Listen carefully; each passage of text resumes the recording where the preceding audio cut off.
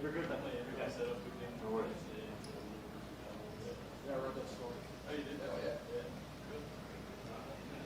Fall off over here.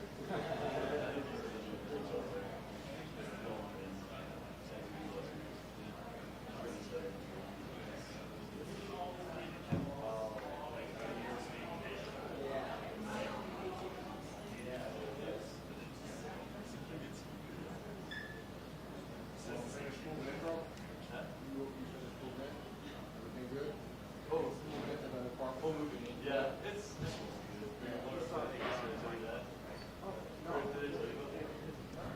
one's good. You're running, yeah, you're running. You can change it. Yeah, but you're on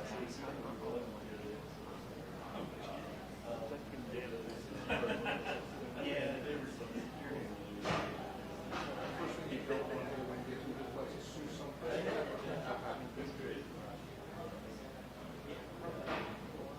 I'm glad it's all good. Yeah. But, yeah, no, now that that's over, we're pretty soon.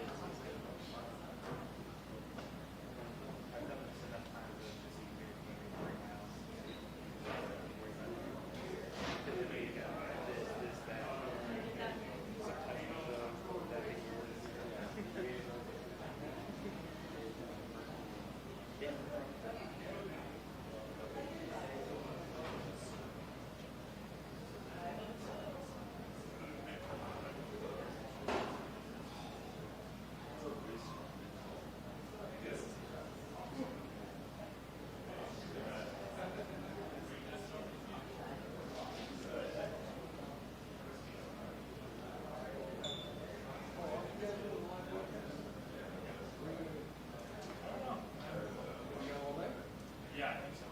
I'm here. I don't know where they're setting them up.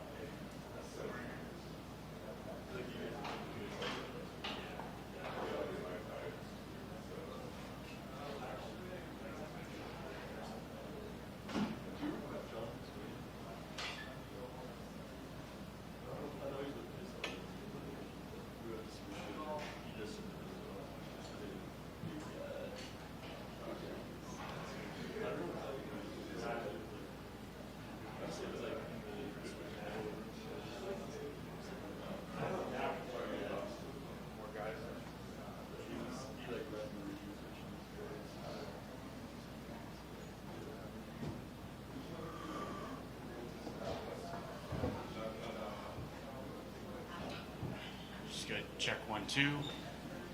Check 1 2. Hey yeah 1 2. Check 1 2. Hey. Hey 1 2.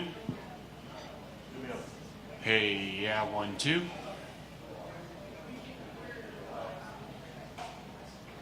You guys good back there? Nothing? Check 1 2. Does anybody have anything back there? Check 1 2. Hey 1 2. Check 1 2. Hey. Check 1 2. 1 2. Hey 1 2. Check 1 2. Hey.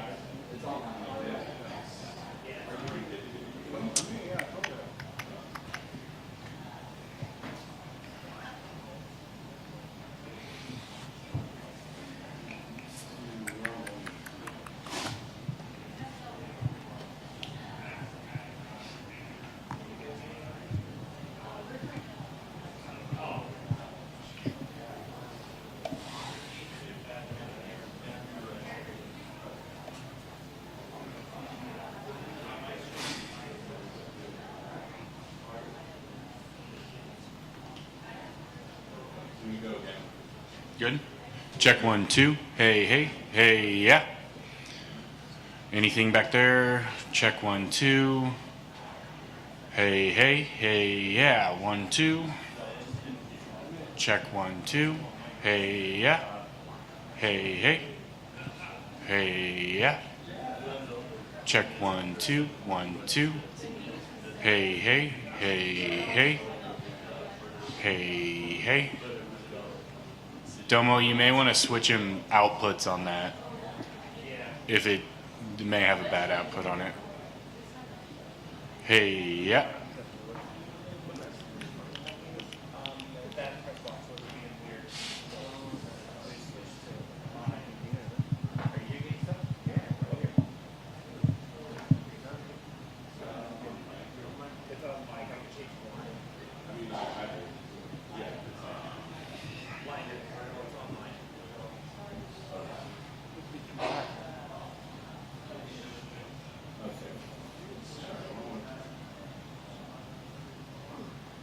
Check 1, 2. Hey, hey. Check 1, 2. 1, 2. Hey, hey. Good. Better. You don't want to check the other mic. Is it good? Check 1, 2. Hey, yeah. Hey, hey. Hey, 1, 2. Check 1, 2. You guys good back there? Sweet. Cool.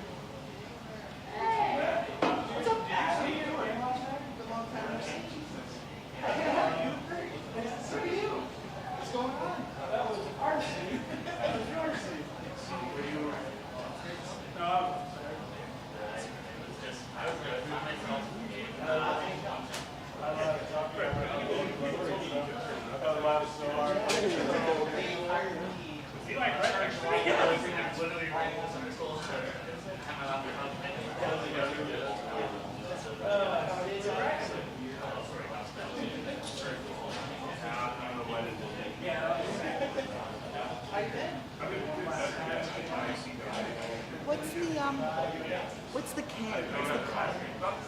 The what? The K, the color? Color temperature? Yeah. Kelvin? Yeah. 4,000 degrees Kelvin. Thank you. Yes.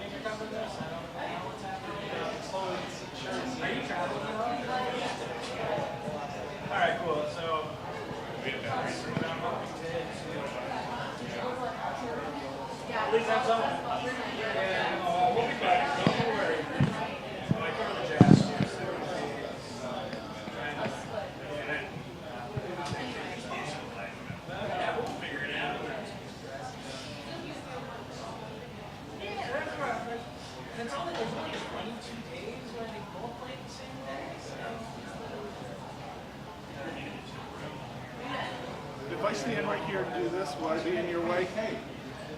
I think your seat's Way in the back? yeah. Okay.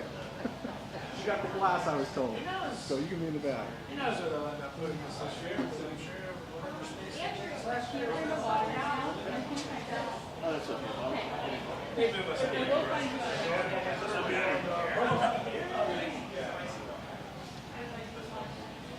Well, welcome. When did you get in? Where are you living? Okay, everyone, we're going to begin soon, just so you know, so everyone can take their seats. Yeah, for the 3.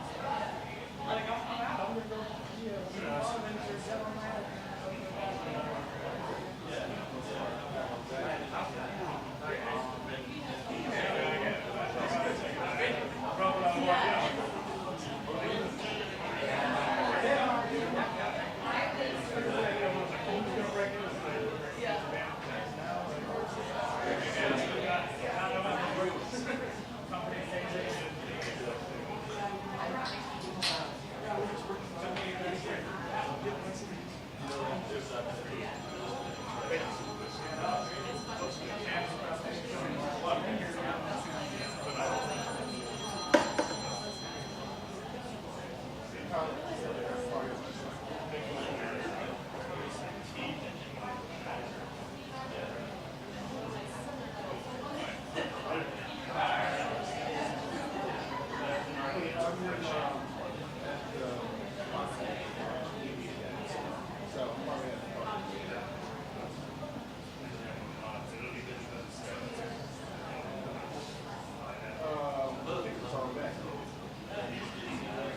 was kind of sad, like, well, kind of animals. So that was it. What do you got time?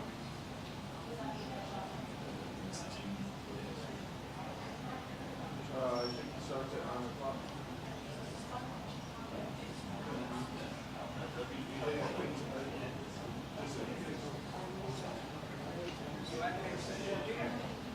Oh, working on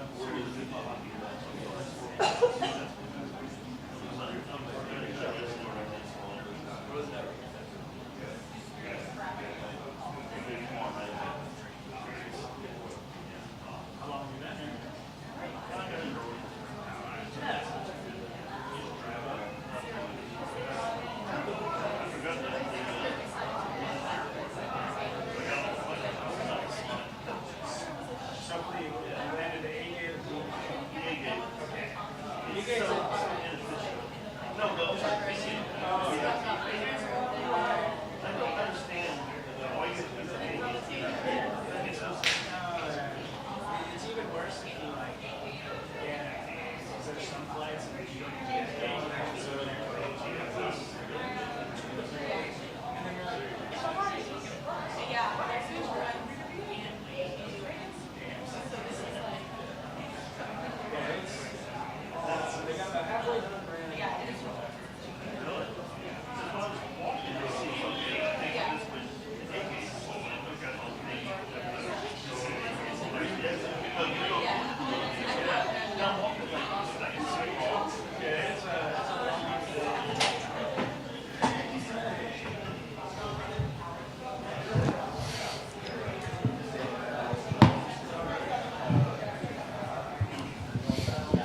Good morning.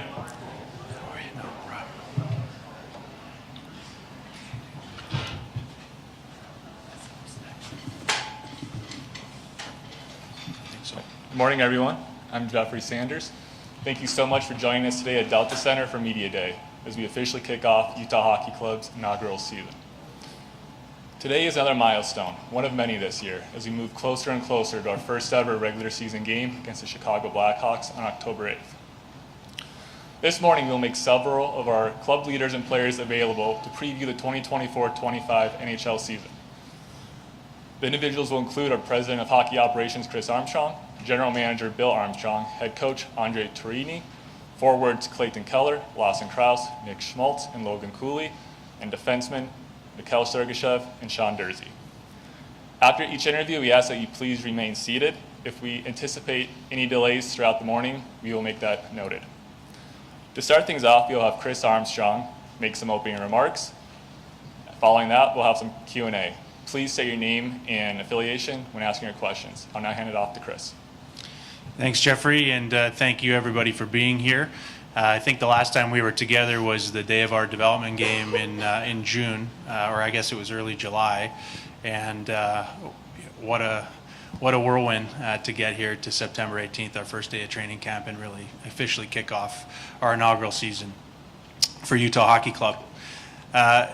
Interestingly, when I was speaking to the players this morning, it dawned on me that it's actually 5 months to the day that Ryan and Ashley Smith and myself sat in a room in Arizona with all of the players and staff to tell them that we had acquired an NHL franchise for Utah and that they were all going to be a part of it. And we've come a long way in 5 months. The people in that room that day didn't choose their circumstances, but they certainly chose their attitude. And in our experience as an organization, it's been nothing but positivity, enthusiasm, and an incredible desire to do whatever it takes to make this a successful first season as a franchise. Couldn't be more grateful to our entire organization for all the hard work that's gone into preparing this team for its inaugural season, and finds ourselves here today.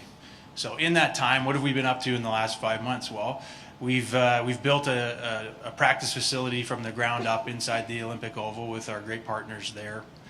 We've retrofitted the ice there to make an NHL quality practice surface for our players. We've launched a team and our colors. We've designed and released a jersey. We've conducted our first draft in franchise history. We've signed our first free agents in franchise history. We've made trades to bolster the organization. We've moved an entire hockey operation from Arizona to Utah.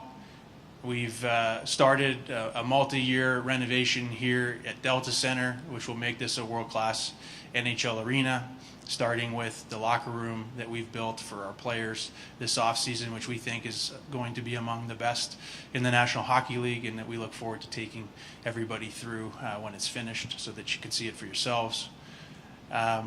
We've just gone through our first rookie tournament and had our rookie class debut our home and away jerseys at the Rookie Face-Off in Los Angeles. And yesterday, I see Lisa from our marketing team in the room. Our marketing and content team executed an unbelievable first content and signing day with our players to really start to establish our connection with our fans and the community. But all of this really started with the welcome event back in April here at the Delta Center. It really set the tone and the energy and momentum that was necessary to get all of those things done in the last 5 months. And there's been many more things accomplished than the ones I took the time to mention. And as the president of the organization, I have the benefit of getting to sit up here and tell you all of the things we've accomplished in the last 5 months. But the reality is, I, like everybody in this organization, is the beneficiary of selfless sacrifice and hard work by everybody pulling on the rope together to get us to this point. So I want to say thank you to everyone in our organization, everyone in the Jazz organization, across SEG. Everybody in the community has wholeheartedly embraced this organization since its inception and it was announced. All of you in this room for covering the team so positively and building the enthusiasm for this new professional sports franchise in Utah. We couldn't be more excited to sit here before you today and start our first season. Thanks, Jeffrey. Thank you, Chris. We will now open the floor for questions. Hey, Ryan Miller from KSL.com. I'm just curious, you've named a lot of things you guys are doing. Do you have the state of the name contest? Like, what's the kind of the process for that? Yeah, I knew that was probably going to be the first question. So, we've, from day one, Ryan has stated we really want the fan base and the community to be part of building the identity of this team. So through the input of our fans, using the surveys that we've conducted, we certainly have been able to take a firm understanding of the sentiment and what our fan base would like us to be called. You can imagine it's a complicated process from a legal and trademarking and intellectual property perspective, and so we're in that process now of determining what is achievable in that realm. It's been very clear to us what our fans would like us to be called, and so now it's a matter of trying to explore exhaustively all avenues to try to deliver that to our fans. I'm not in a position or prepared to tell you what that is today, but as we go through that process, we'll have more to say about it for sure. Cole Bagley with KSL Sports. Just curious, what would make this inaugural season a success for this organization? I think, that's a great question, Cole. On the ice, we obviously want to be getting better every single day, and we want to be playing meaningful games down the stretch. We want to give our fans an unbelievable experience watching NHL hockey for the first time, and a team on the ice that leaves it all on the ice. Maximum effort every night, as we've stated and talked about before. I think a successful season for the organization is establishing a real connection with the community, that we have fans leaving this building and interacting with our players and staff in the community, having had a really positive experience, that we're making them feel inspired, that we're making them feel good about themselves, and that we're aspiring them to chase their dreams in their own respective lives. That's the community asset that we are trying to create here, that vehicle to inspire this community and help to unlock the full potential of Utah through professional sports and its newest NHL franchise. Andy Larson, Salt Lake Tribune. You kind of listed the items you guys have done over the last 5 months to get this ready.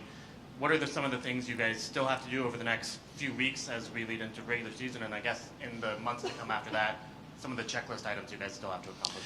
Yeah, so the list grows every day. Every day we under the circumstances that we found ourselves from the jump. Usually, this process is a 2 to 3 year process to stand up a professional team, and there's certainly a reason for that, including the naming question that we talked about earlier, and building the brand identity of the team. We've obviously still got some finishing touches to make at the Oval, but we've more or less moved in there completely. As we announced a few weeks ago, we broke ground at Southtown, so we're starting that process of finalizing the designs. Jim Olson, our president of the Jazz, is leading that project on our behalf and doing an outstanding job to set that direction so that we can be in there on schedule in September of 2025. So that's a big priority for us right now because we've broken ground, but we really got to dig in and finalize the plans for that facility. The focus right now is really on the ice for the next few weeks. It's making sure we're ready, we're healthy, and we're ready to go as a team to start off on the right foot on October the 8th against Chicago. That we set the tone right from the jump this season to show our fans the type of team that we're going to be. We're going to be fast, talented, competitive, resilient group that wants to proudly wear Utah on its chest and show the fans in the community here what they should be excited about. Belle Fraser, Salt Lake Tribune. Just what's the biggest thing you're looking from the guys on the ice during training camp, and the expectation for where you guys reach in the regular season this year? Yeah, Bill, I think in training camp we want our guys to compete hard, right? Every day, push the level every single day at camp, challenge each other, and bring the best through the preseason schedule, and every day at camp to make sure that we're prepared for that first game against Chicago. We want them to come together as a group. That's a really important part of training camp, is obviously we want this group to come together and to bond. We've brought in a number of new players. We've signed some additional players. And so there's an element of that that's really important, as well as this group gelling and coming together through training camp and getting ready for the season. Dino Costa, Salt Lake City Sports Radio. I know that there's been a lot of talk about the renovation within this building, and I've heard things about lowering or raising the floor to accommodate not have so many obstructed seats to make the entire arena be able to see the action. Can you talk a little bit about that? And also, will there be eventually renderings released in regard to what the arena is going to look like eventually? Yeah, I think that's a fair question. So we've definitely explored that possibility as we look at the overall plans for how to improve the building over time. The possibility of raising the floor would address some of the issues with respect to some of the existing partial or limited view seats that we have in the building. We haven't finalized our decision in that regard. It's an ongoing process, and yes, we will absolutely communicate what our final plans are for the building as we make them. But at the moment, you can understand and expect it's a complicated endeavor to do what we're trying to do in this building and still preserve the integrity of not only the fan experience for the Utah Jazz, but then ultimately create the best NHL hockey experience as well for fans. So I think we're going to take a very deliberate and meticulous and patient approach to making sure that we do this the right way in the shortest amount of time, so that it's the least disruptive to our fans coming through the building. Chris, Brogan Houston from Deseret News. Do you have anything set for opening night or for the rest of the season in terms of in-game experience to kind of hook the fans and get them excited? It's so our marketing team is here, so I got to be careful what I give away. But what I would tell you, is something I shared similarly at a function last night, is that obviously it's snowed in the mountains in the last 24 hours. as we've all come to appreciate the beauty of that driving in here today. But what I would say is if it hasn't already snowed in the valley before October 8th, there's a chance the first snowfall may occur here inside the Delta Center. Belle Fraser, Salt Lake Tribune. Just how do you think the roster dynamic has and will change with the more veteran acquisitions in the offseason, Sergachev, Cole, Marino, to kind of blend with the younger guys that are returning? Yeah, Belle, and certainly, Bill Armstrong and Andre will have more to say on this in their availability. But, what we've really tried to do is add a winning culture and winning mentality to our organization every step of the way, right? That we're going to build this culture of winning together our way. And so you've got to bring people into the organization, continue to bring people into the organization that have that experience of being part of winning teams and winning championships. And I think Bill and his staff have done an unbelievable job this offseason of adding those complementary pieces. Obviously, an elite player in Sergachev in particular. But what we've also been able to do is allow our existing group and our young players to take a step forward this season, right? So we've added that experience and improved a culture of winning, but also given our young players an opportunity to take the next step. And I think that's as an organization what we want to see. We want to see our group get better every single day, and we want to see those results translate on the ice. I'm just curious, are you guys in the process of naming a captain, and if so, do you have a timestamp on when that might be?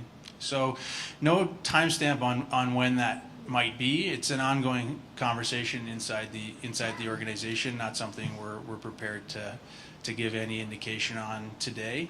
But it's definitely a dialogue that we're having internally inside hockey operations and also with our coaching staff about the best direction for the team.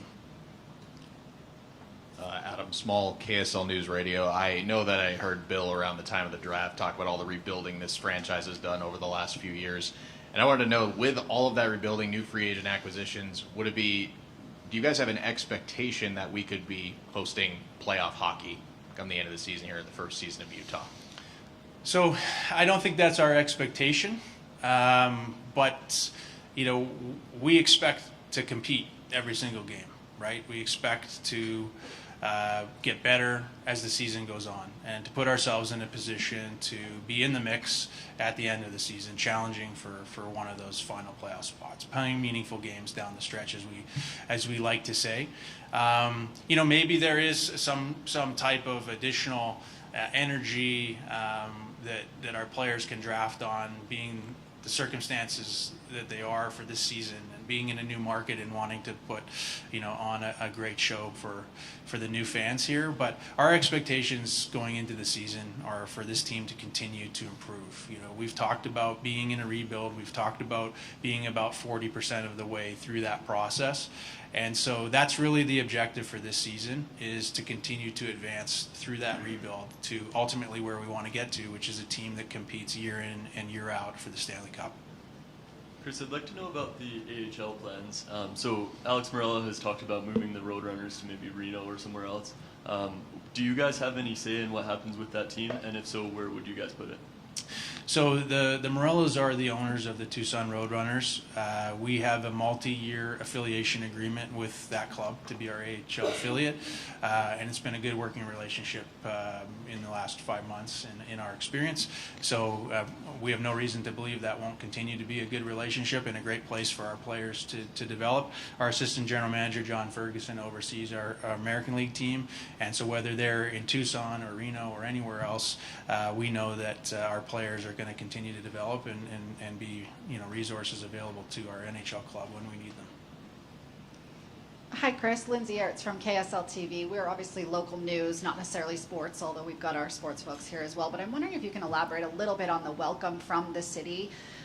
What's been unique about the welcome as opposed to your time in Arizona? And then maybe if you could speak to ticket sales. Has that been evidence to you that the community's really rallied here?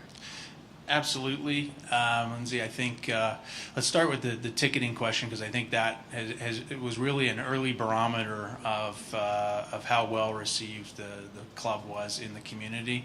We had over 30,000 season ticket deposits when the team was announced. Chris Barney, our president of commercial at SCG, and all of the ticketing team has done an immaculate job of lining up the infrastructure to go out in the community and capitalize on that demand that was clearly demonstrated.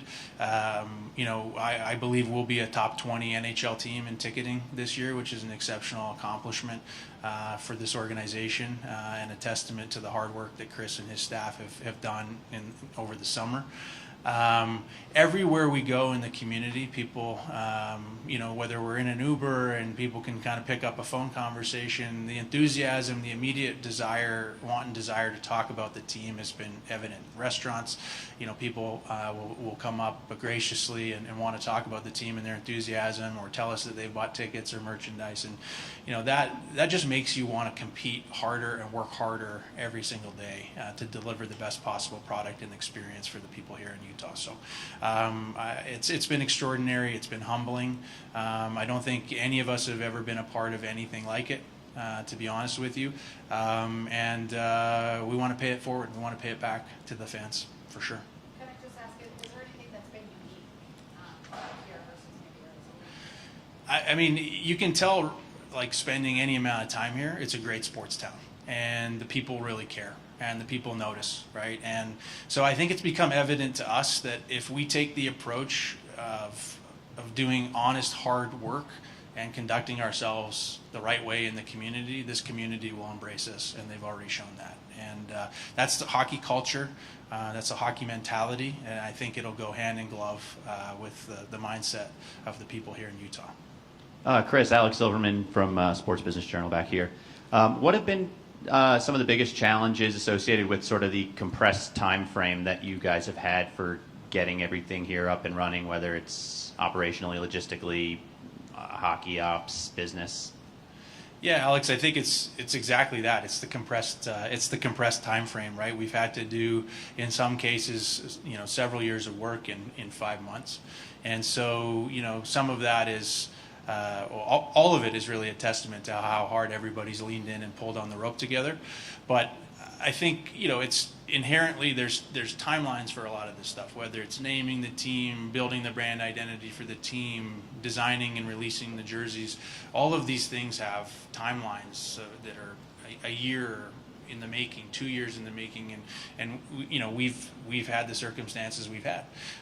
We've made the most of them. We, I think, identified early on the things that we can get right and that we absolutely are in control of, and make sure we focus on those and deliver them.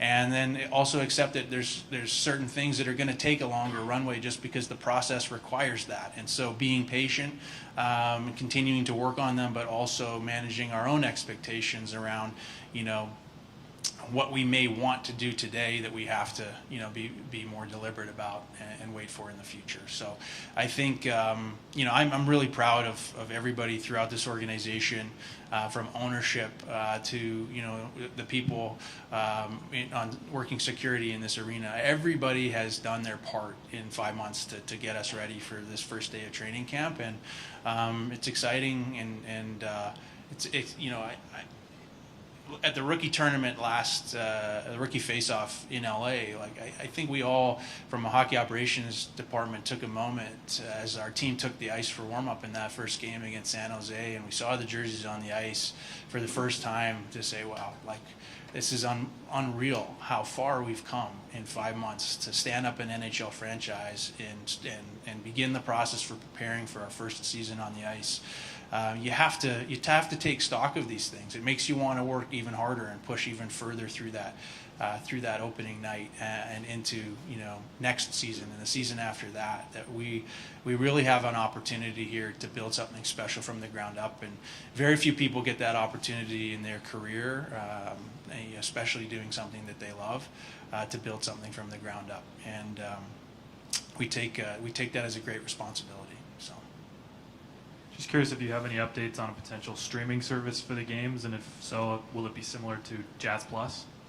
Yeah, so I would say, Cole, stay tuned for that. You're inside of an announcement on that front this week. Christino Costa, SLC Sports Radio. It's a two-part question. Are you from an aesthetic standpoint, with the logos and the colors and all the things that fall under that umbrella, has the organization, you and the organization, have you been surprised at the incredible interest that has been generated within the community? And from a grassroots standpoint, with the Jazz having Junior Jazz and having grown that program throughout the state and into other states, does the Utah Hockey Club have similar ideas in terms of starting with the youth programs, not only here in Salt Lake, but across the state of Utah? Thank you. Absolutely, and it's something we'll speak on in more detail here coming up soon, but we absolutely are launching a robust youth hockey initiative. But I also want to point out that there's a great history of hockey already in this state and in this community. The Grizzlies have led the charge as a professional organization for a number of years now. There's great history and legacy in what they've done at the grassroots level in this community. And so we want to work collaboratively with the other stakeholders in the community to not only enhance the programs that already exist, but then create new and additional programs to expand the reach and meet the demand that we think having an NHL team in Utah is ultimately going to create, and that we've already seen demonstrated at the grassroots level. But we're not going to take the position that we know best and that, you know, we'll take it from here. We respect and appreciate the work that's been done before we arrived, and we want to complement those efforts. We want to support those efforts, and obviously we want to use the resources that we have to introduce new opportunities, but not that are going to cannibalize the outstanding work that's already been done. So.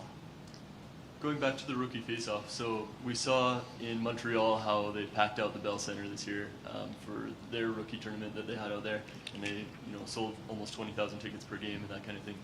Being a rotating tournament, the rookie face-off, do you guys have any intentions of bringing it here within the next couple of years and maybe putting it at the Delta Center and selling out? We saw that was a development camp that sold out, and people seem to have that appetite to watch the young guys play. Any talk of that? For sure, Brogan. I think there's definitely an expectation that we will host that tournament at some point. That's definitely those are the table stakes for participating, and we understand that. We look forward to that opportunity. Where we'll host those games, I'm not sure.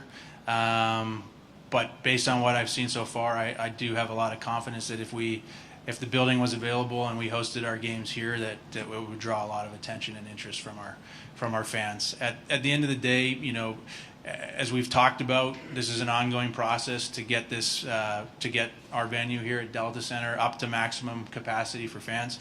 So any opportunities that we can create to bring more fans into this building in the meantime, we're going to take full advantage of. We have time for one more question. Hey Chris, Alex Tumulip here from the Hockey News. Good to be here from Media Day. Good to see you again.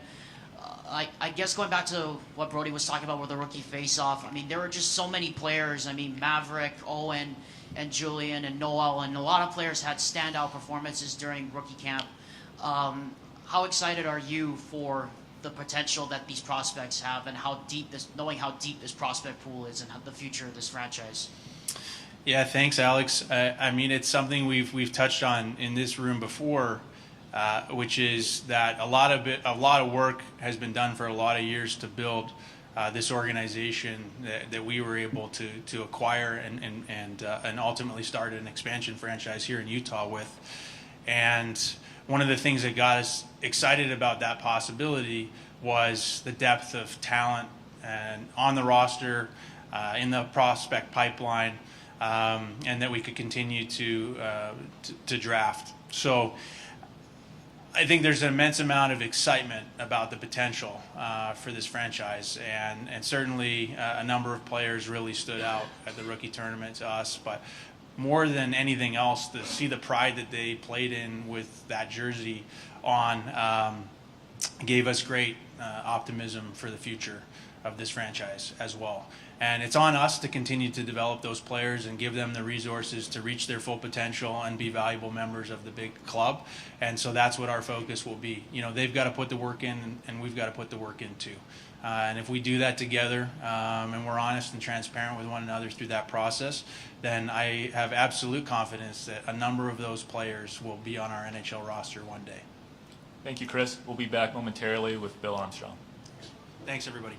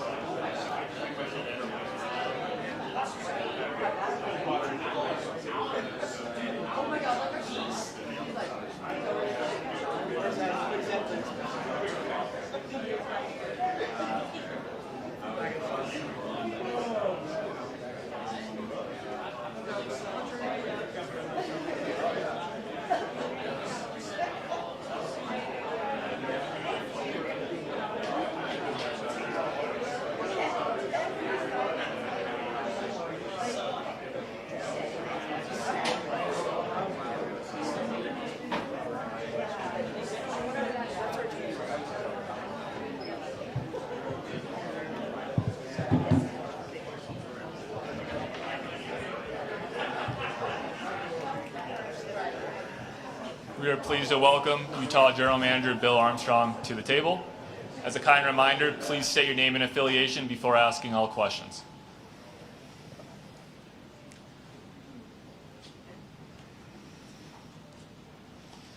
It's like you guys went on lunch break and then you're in a rush to come back.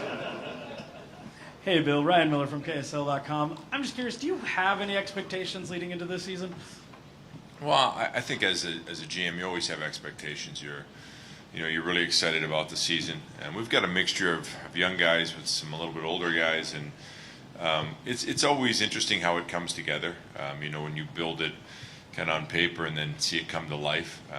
We've known those players for a number of years. I think there are expectations, but I would say they're reasonable expectations.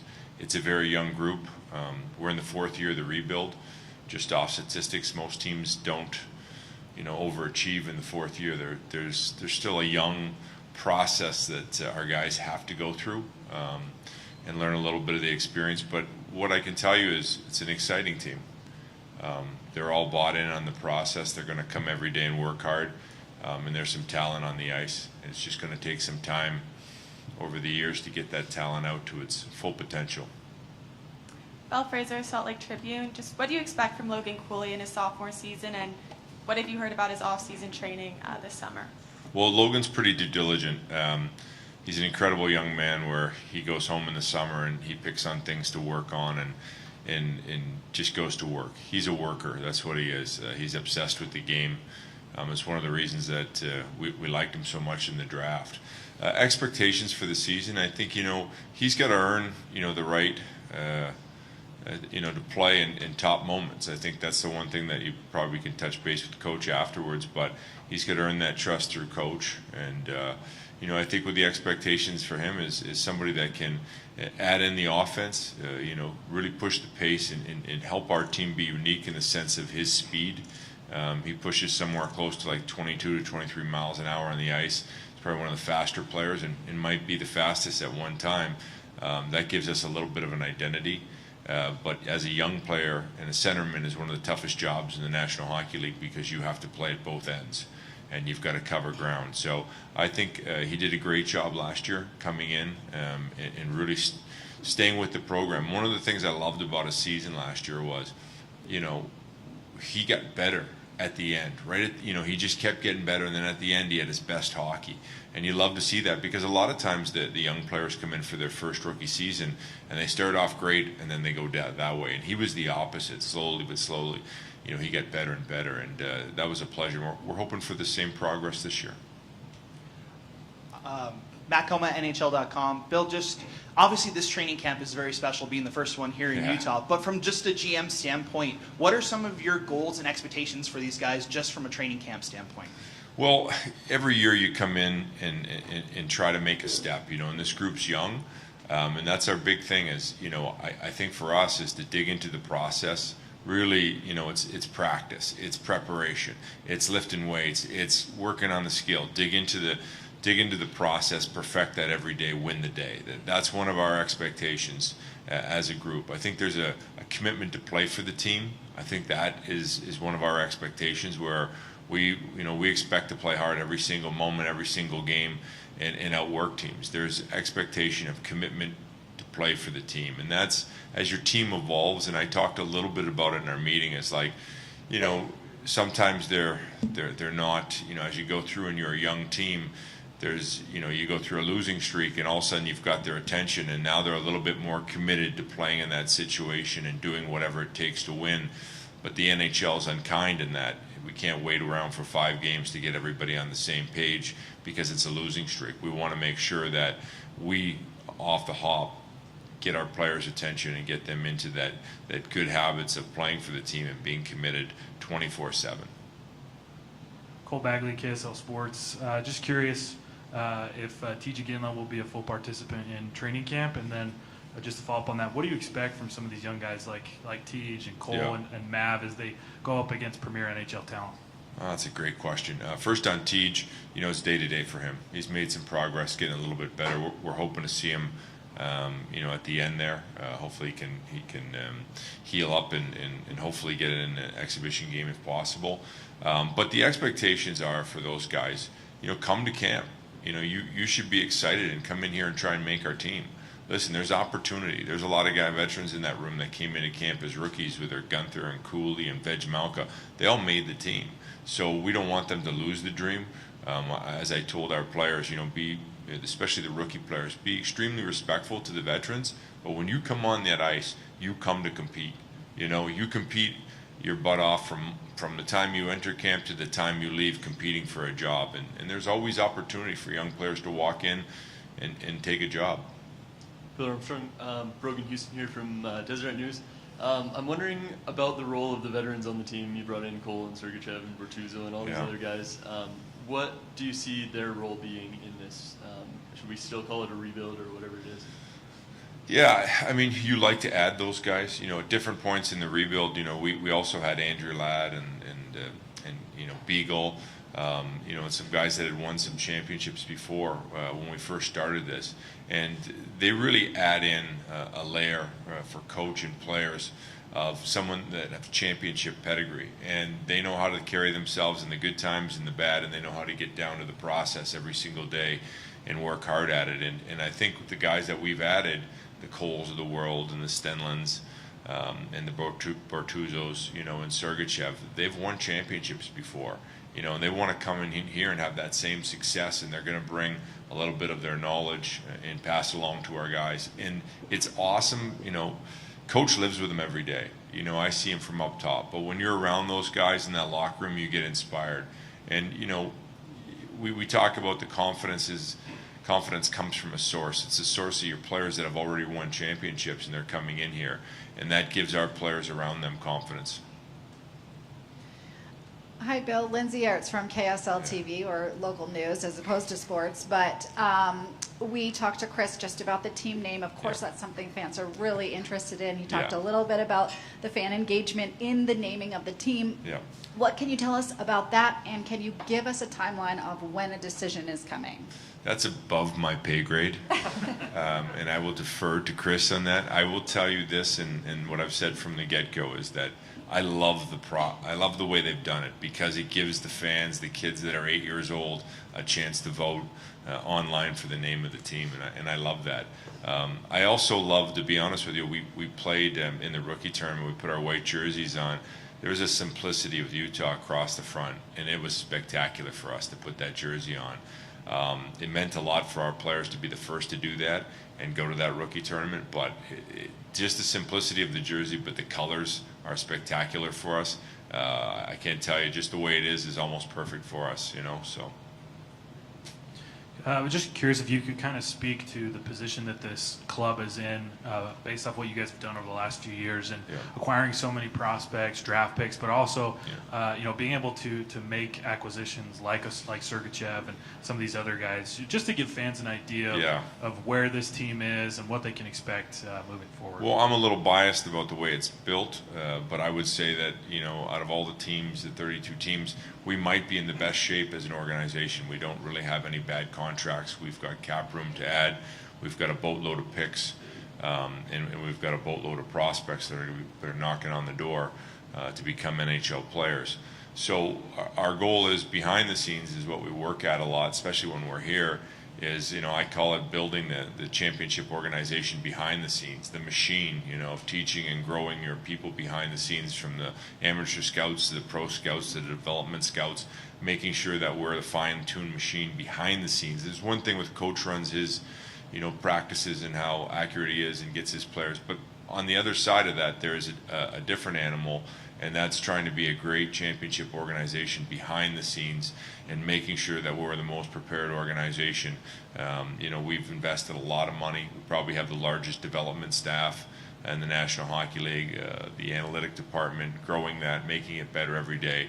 So there's a lot of things on the hockey ops side that we're constantly pushing. As you'll hear Coach talk about what he wants players to, the improvement that he wants to make every day. We're no different on the hockey ops. We're pushing from the backside to make this a championship organization from the backside. And the philosophy is, if we can become an elite organization on the backside, it will force us to become an elite organization on the ice. Is there any intention of still acquiring bad contracts and adding picks, or have you guys said we've got enough picks already? Well, you can never have enough picks, but we're past that point at this stage. We're interested in building upon what we have and moving forward with what we can do. We went through that time. I think there's a psychological part, to be honest, with being a player and seeing your team kind of taken apart. Our guys have been through that before. We want to move forward. We want to push. I think there's opportunity through the course of the year that every day we wake up is trying to add in and make us a better team, maybe through trade, maybe through waivers, maybe it's through bringing somebody up through the minors.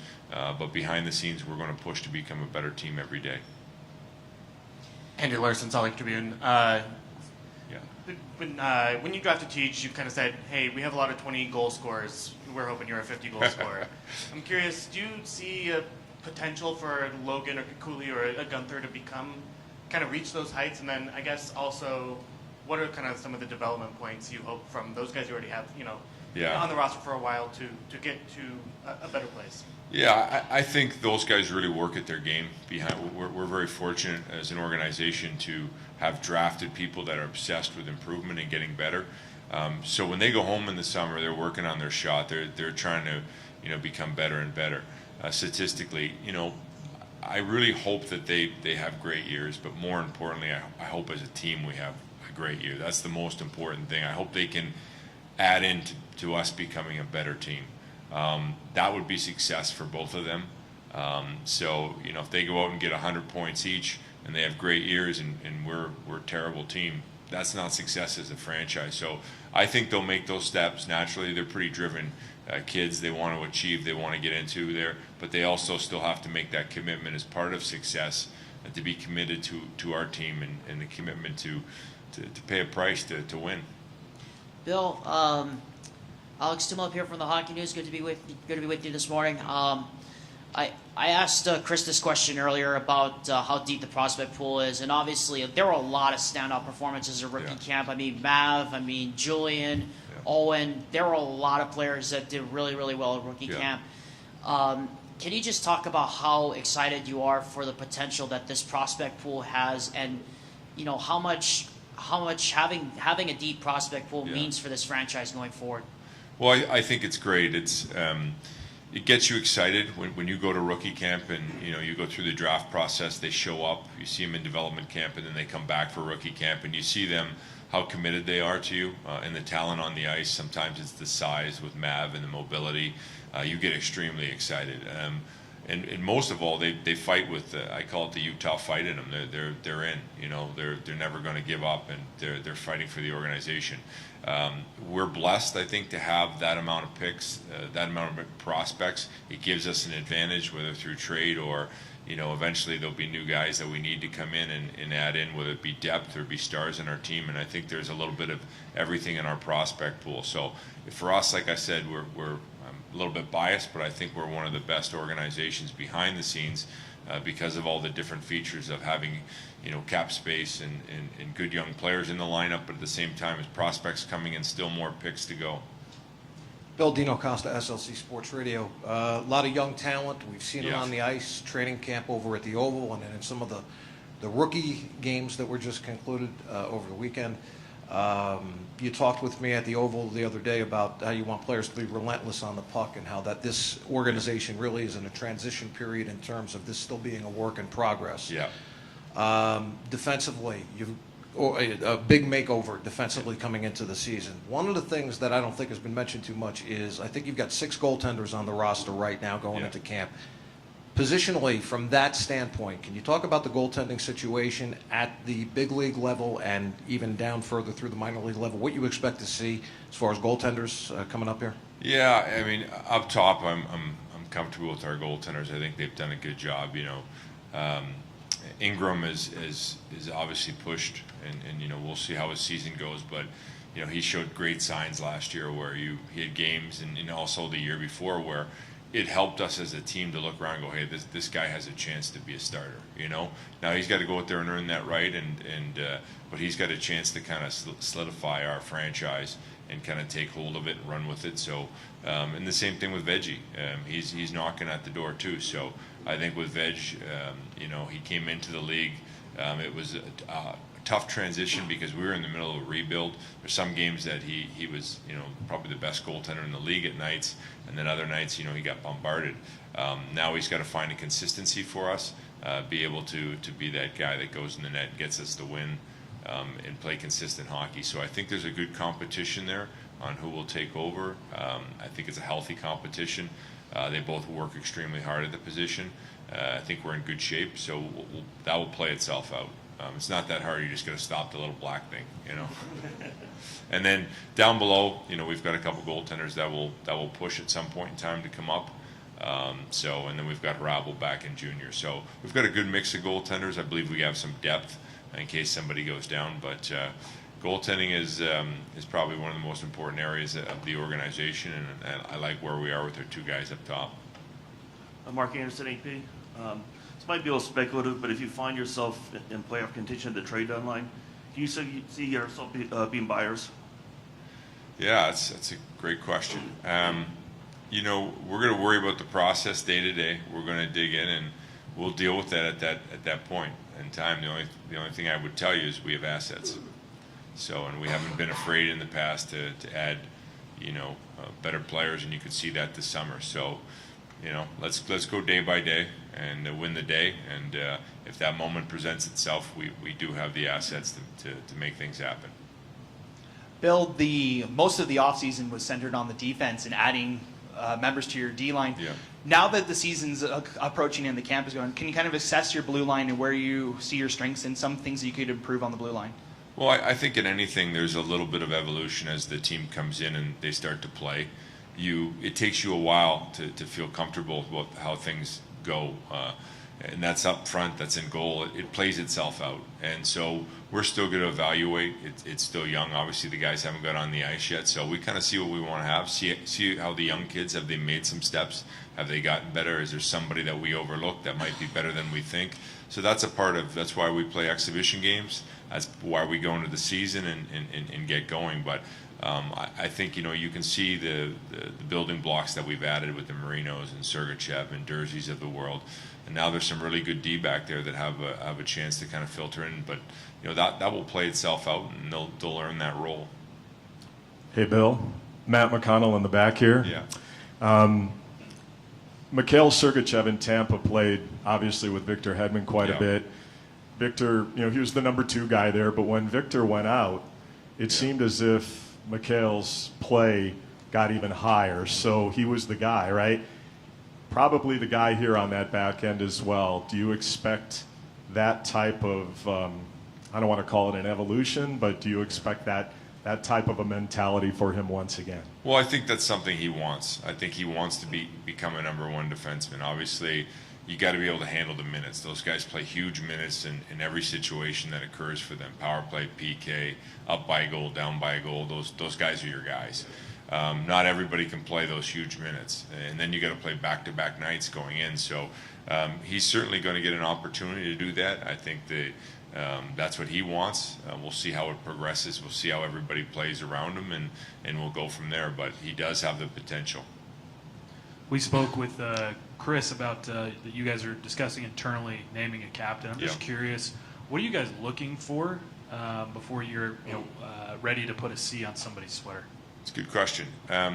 Being a captain is really, they deal with management on a fair basis, but they deal with coach a lot, and so what we're looking for is a leader that can represent the guys and get in there and really work with coach to make sure that his message is being heard in different ways, and then also have that ability to lead, and there's different ways you can lead, but to lead at the end of the day, and lead through the good times and lead through the bad times, and ultimately, we're working through that process.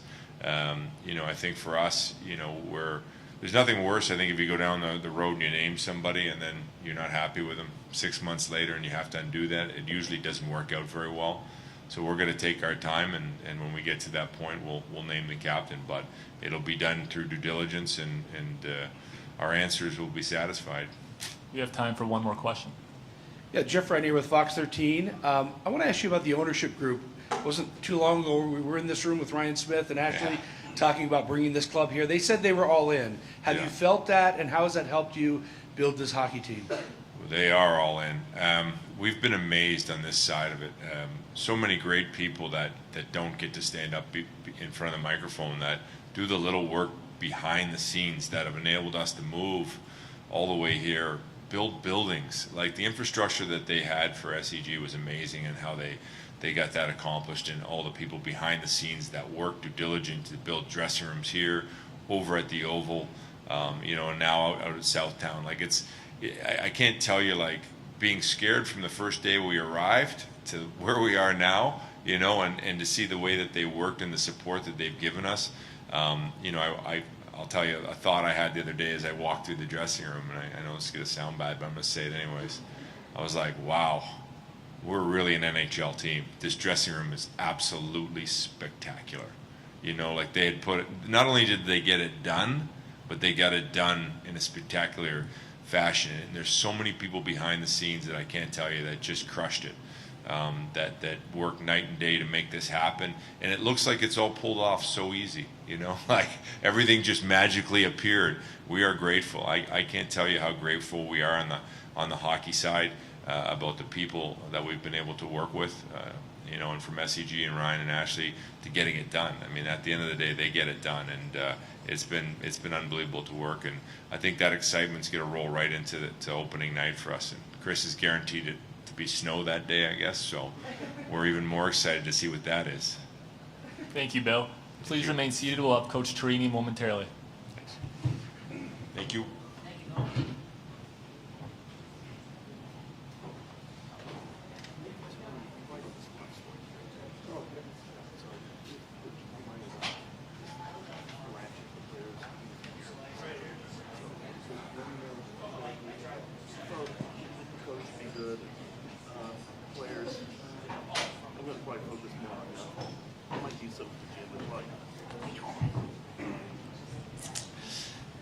Please welcome Coach Torini to the stage. As a kind reminder again, please state your name and affiliation before asking your questions.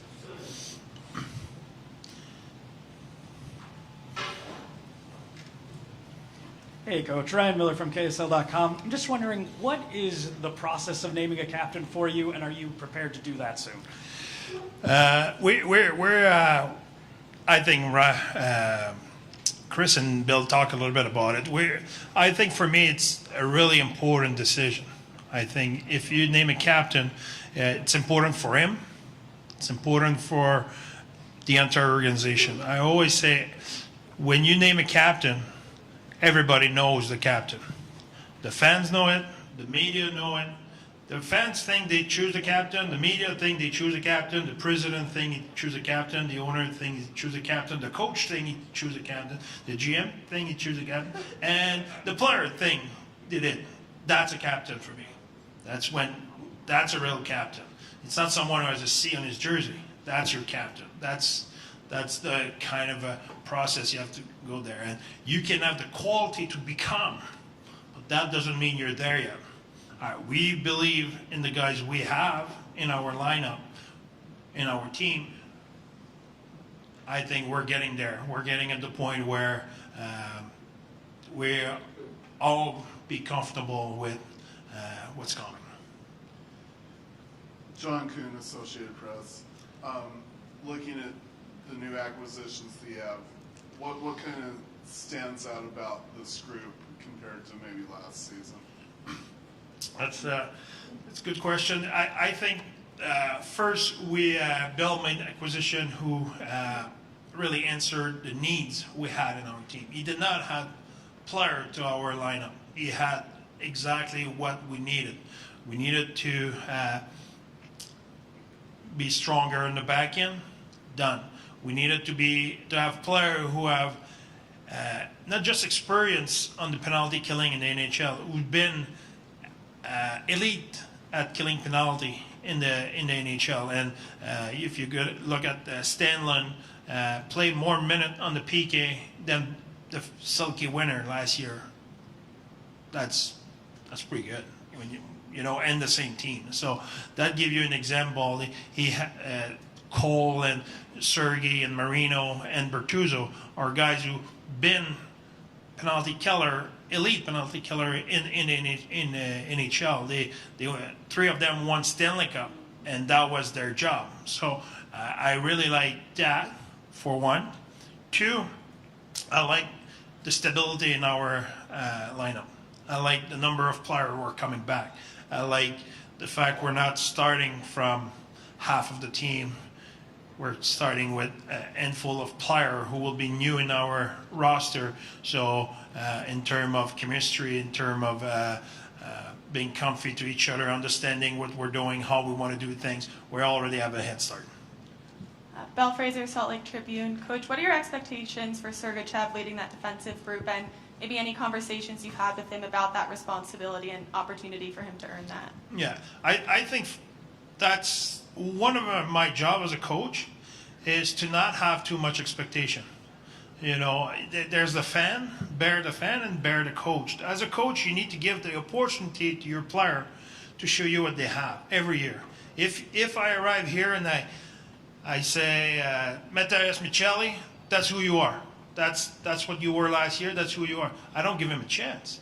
He wants to grow his role. I'm sure if you any of our players here, Crosser, Keller, Dursey, Valimaki, if you tell them you will have what you had last year or less, there's none of them will be really excited. They all want more. That's when you meet your boss and you talk about your salary, you don't tell him same thing than last year. I'm good. You know, I mean, you want more than that. You want to improve your role in your media, whatever. It's the same thing for our player. So I don't want never put a lid on it. So Sergachev arrived here. He has expectation for himself. We have a commitment, but I have to give him a chance to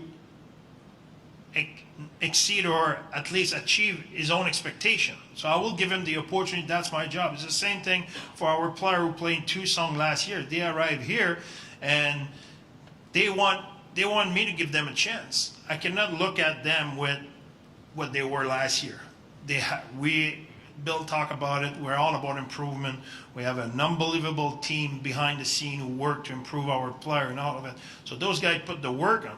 If I arrive here and I already put the lid on what they are, I don't do my job. Cole Bagley, KSL Sports. Just curious, you guys have a lot of really talented young players that are going to be playing for this team. Can you speak to some of the development of guys like Cooley, Gunther, and Doan over this last summer to give fans kind of an idea of what they can expect from those guys? No, I can't. You know why? Because I will give them a chance to show me tomorrow. You know what I mean? I don't know how much Cooley improved. I don't know how much Gunter improved. I don't know how much those guys improved. That's what I'm trying to stay away from, to have a picture of what I want them to be or what they were or whatever. I think I like our player. I know what they did last year. We give them an opportunity and every tools, and a lot of people in the organization work with them during the summer, and those guys are really good pro. So they will show up at the camp, and it's my job to evaluate what they will do, not what so-and-so say about him. So I understand your question, but I think to stay away as much as possible of what I would like to see. I want to stay in the present, and we'll see what I will see. They have to show me what they do. Bill's job is to project of, okay, that's where he was, and that's what we think he will be. My job is to stay more in the present and say, okay, that's what he was. Good. Now he had a summer to improve. Let's look what he is and go from there. Because if you played 20 minutes last year, it should not be a give me it right now. We'll see what you give. If you give me for 18 minutes, you will play 18 minutes. That's it. Someone else will steal your job. That's what I have to do it. And it's not that easy, but I need to have that mindset. Morning, Andre. Matt Coma with NHL.com. At the present time, you've had a lot of additions to your defensive unit. At this time, as you get ready for camp, what are your thoughts on your blue line and what you've seen from your defensive unit? I love the experience. I love the fact those guys been through. They did it in the past. I like the fact everybody's excited. The energy is to the roof everywhere we go. So that I'm really excited about the experience of Colsey, who played in different scenario, different coach, different situations. Bertuzzo, Marino, Sergei, all of those guys. So I think that had to the Dursey, the Valimaki, the Kesselring, Coley, and Connaughton, and all those guys who are coming. So I think we have a really good mix. I like the fact we have an answer for about everything on our back end. We have skill, we have toughness, we have good defender, we have experience, we have youth. I like it. Coach Alex Tumop here for the Hockey News. It's good to be with you again. You know, I asked Bill and Chris this question about the prospect pool. Just from your perspective as a coach, I know it's a tough question to answer right now because we haven't been on the ice yet. But when you're looking at these prospects who had such great performances like Owen and Mav, Julian, Mikko, among others, what does that say to you as a coach about the decisions you're going to have to make about who's going to be on the opening night roster and who's going to be going back? Like, how difficult is that decision going to be for you? I like when people make my job miserable. That's a good news. I think as tough as they will make it, better it will be for us. At the end of the day, what's our job is to put the best team we can on the ice. So the best improvement is within. More, you know, you asked earlier at Billy, I was listening about trade or this, or Billy has a different job than me. Billy is looking for trade, waivers, call-ups and whatever. I'm looking from improvement from the inside, and I'm not saying Billy doesn't, but I mean my job is within what we have. What's the best lineup? What's the best team we can have? What's the best system with what we have? And I cannot lose myself and start to play the GM of the day and trading player. That's not my job. My job is those guys, and how can we be the best team we can today with those guys. Hi, Andre. Brogan Houston here from Deseret News. So I want to ask about your expectations for Mikhail Sergachev. So I did some digging. I found out that last year he was a 0 ± with Vasilevsky in net and a -16 without him in net. Now that you have not Andre Vasilevsky in net, you have still a good goalie, but nowhere near the Vezina caliber probably. Do you expect Mikhail Sergachev to take a step forward, a step back, stay the same? My expectation will be based on what Sergei will do on the ice. That's one. Having that said, you asked me earlier, I had discussion with Sergei, and he has his own expectation. And I want to give him the opportunity to answer those own expectations. And I guarantee you, Sergachev doesn't have the expectation to be a minus 16 player with someone else in the net. I guarantee you that. So he wants to be an elite player. He has the potential to be an elite player, and he's been an elite player in our league. He's been a point producer. He's been a big-time minute, and he's been a champion. And he played key minute in championship team. So we're super excited to have Sergei with us. I like my discussion with him because he's driven. He wants to be better. He wants to improve. He wants to contribute. He wants to be a big part of that team. And that's my expectation, is to give him the opportunity to do that. And my expectation is he will exceed our expectation. That will be fantastic. Coach Dino Costa, SLC Sports Radio. Is it fair to say that you're looking for a lot of open competition in this training camp, and that you've already communicated that to the team before they hit the ice, that nothing is guaranteed? I know big makeover on the defense, a lot of experience was brought in, Marino, Sergachev, as you've mentioned, and some others. But are you stressing a lot of open competition during this training camp? Yeah, absolutely. I think, again, a lot of competition will come from within, because a little bit the example I give, I don't think we have anybody who wants to give up any ice time, but we have a lot of guys who wants more ice time. So that there's the competition. Who will be on the first power play unit? Who will be in the second? How many minutes the first unit will get versus the second unit? Who will play in the PK? Like I mentioned here, we have on the PK we have a lot of new experienced players. So they're coming to take the jobs of someone. So that is, you talk about competition. That's competition. That's right there. Everybody wants to have a better place, be in the better spot in the lineup, have a bigger role. That's normal. That's game on. Hunting season's starting tomorrow. Mark Anderson, AP. After the uncertainty of the past couple of seasons for this organization, to have stability now, what does that mean for you and the players? That's a good question. It means the world. I think that I don't know if I will answer your question the way I should, but the way we've been received by the people. Everywhere I go. The other day I went at dinner with Bertuzzo, Colzi, and Marino. I went to the restaurant, and people come to us and say they're really happy to have us, and they're excited about the season and everything. That makes us feel good. Makes it real. You want to deliver for those people. The way Ryan and Ashley talked to us and tell us how much they were all in, like they told you, but they back it up with action. And the way we start, when we came here in April, we did not have practice facility. We did not know where will be our practice facility. We were starting not from, okay, we need to build a locker room. No. We didn't even know where the hell will be that thing. So, and you look right now, every day I'm working at the Oval in my brand new office with glasses, and everything is in place.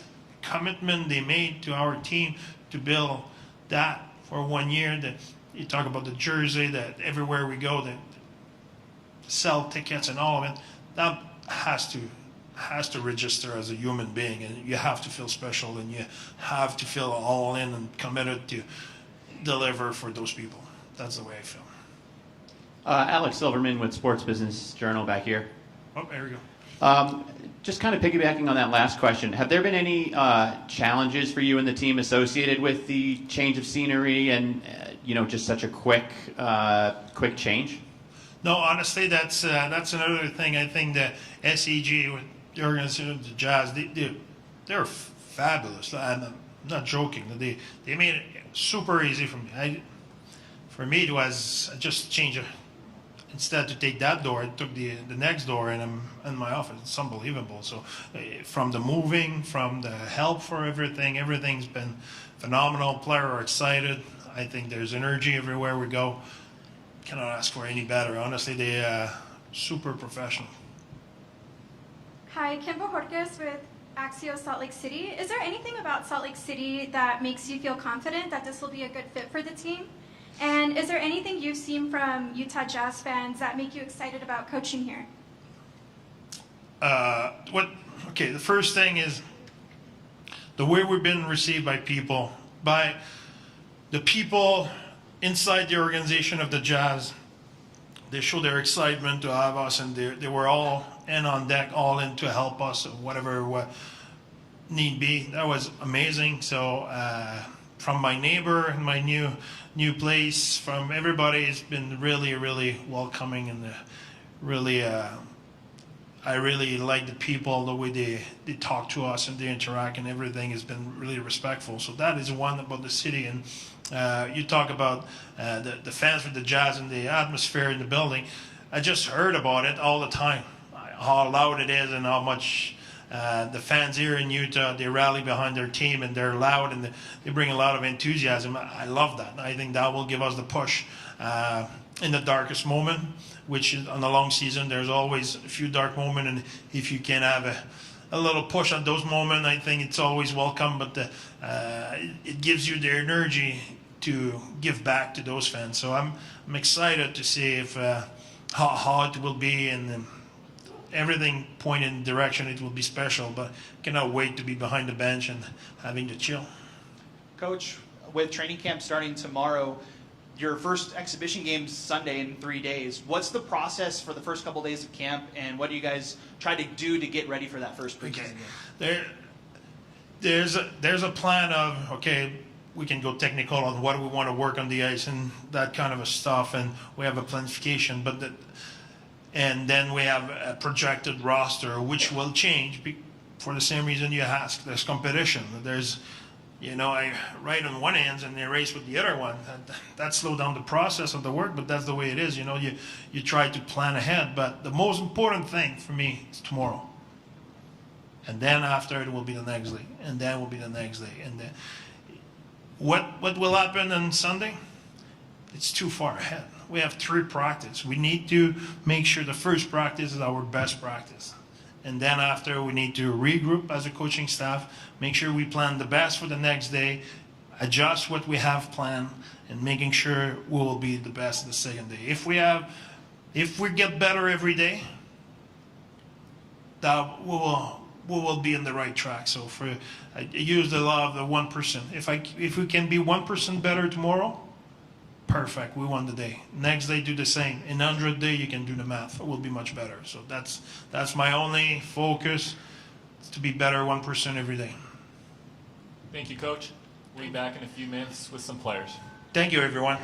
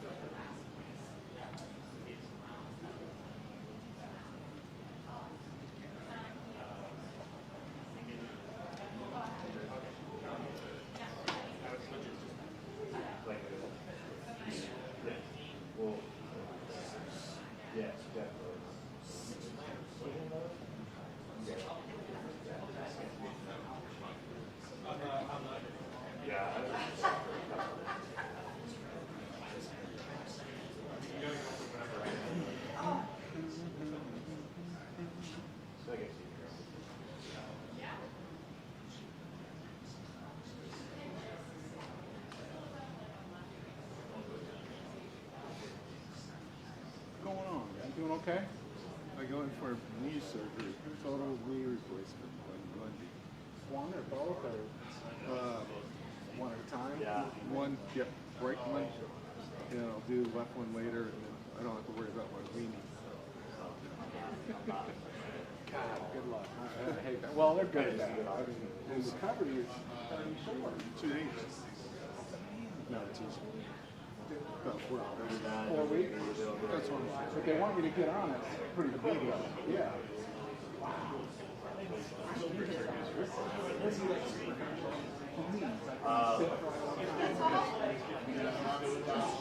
You know, sitting on the floor for basketball. Oh yeah, I couldn't do that. See, I can't do that anymore. I know you still do it, but I can play it. Man, at the end of the season, it was like, fans, can you help me get up, please? It was crazy. Like, it was crazy. Good for you. I mean, I'm confident on it because they do it so much now.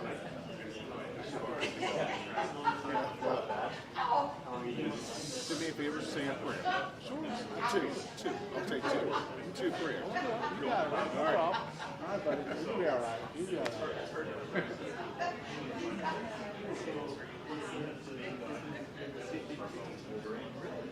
Can we get them more stirred up? Get them up. Let me get everything stirred up. There you go. Here we go. Heads up.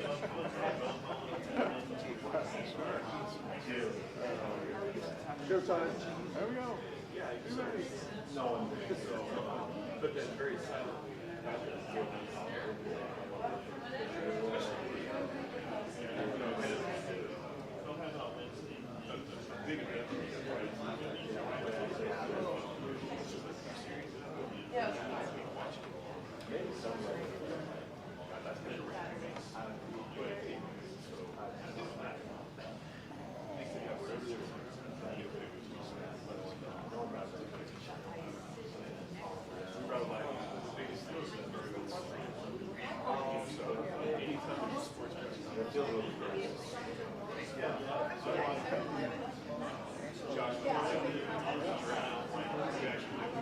Yeah, Josh told me it's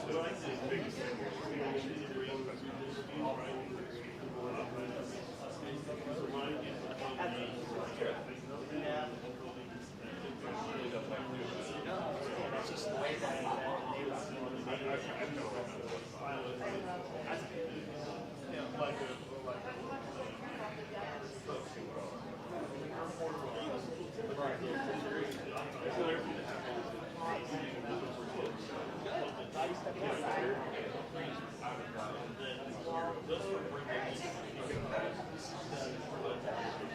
I don't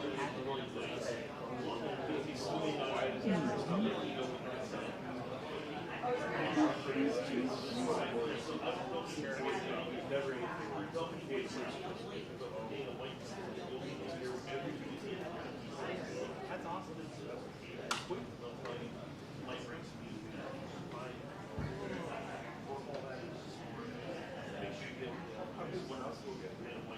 I think that's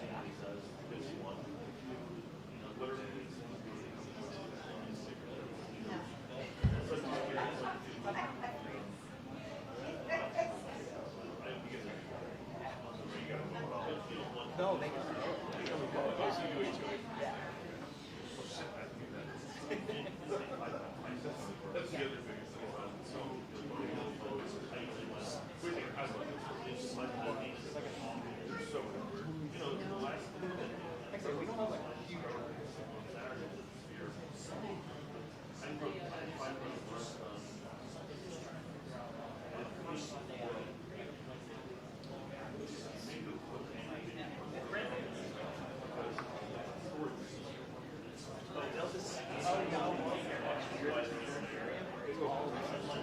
They're all just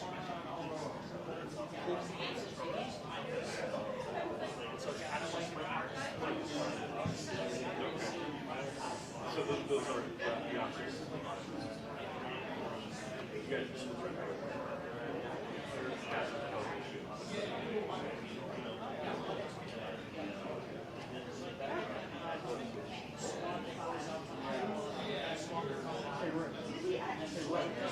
Rick, high school football game? Oh, yes. No, I only did once, and then I went to Oh, well, I saw you. Where? Oh, that was the one where I saw you guys all.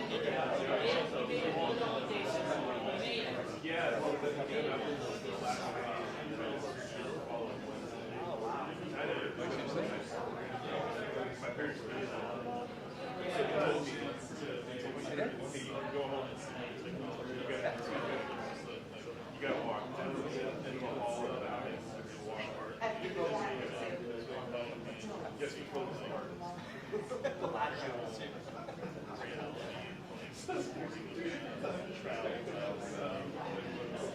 Make sure it don't fall over.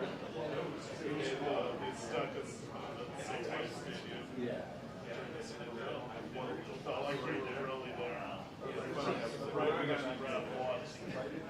So it wasn't no, it was immersive. But they opened up. That was kind of their test place. Finally, I was able to go from that to hell. And then I was up all the way up. Yeah. This is kind of I think the Dragon City yes, it's just like this. So every day it's a little less. With the it's all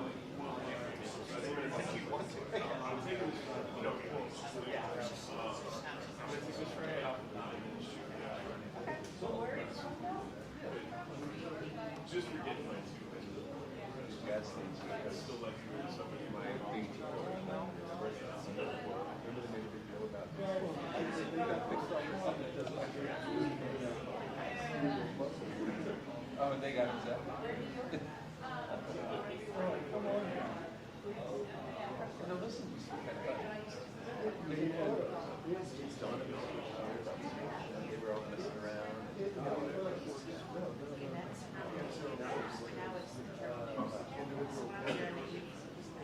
I remember, I don't know if it was last year or before I walked out. I was watching it. I saw Josh. Oh, it's I had no idea.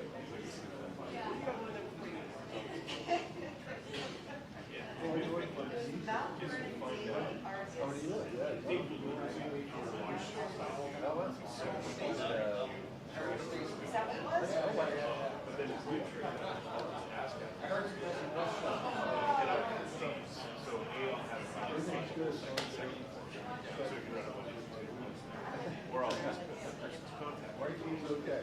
Take that. And then I'll just make it my contact. Like that. I just feel they try to get you walking so quickly now. Well, we know what this is.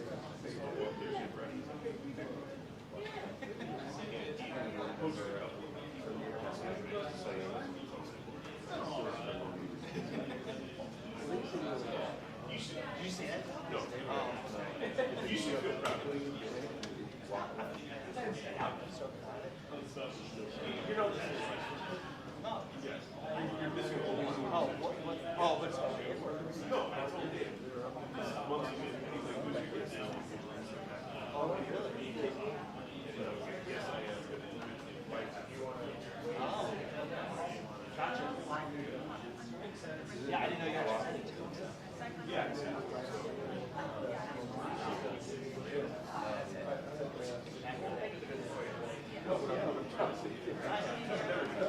I know. Which is so childish. But that's how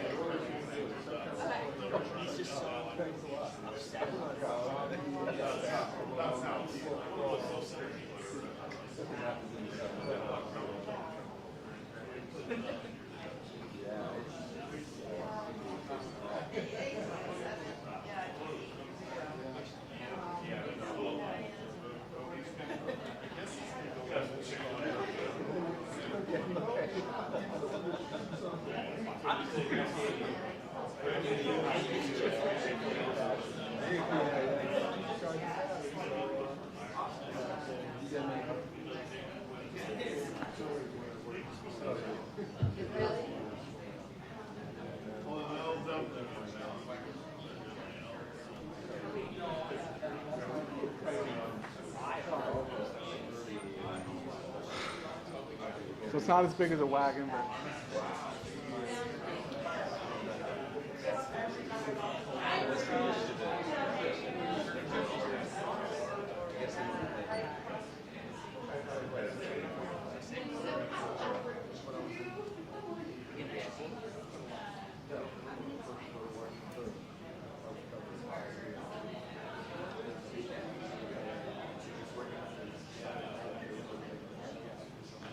Oh, yeah.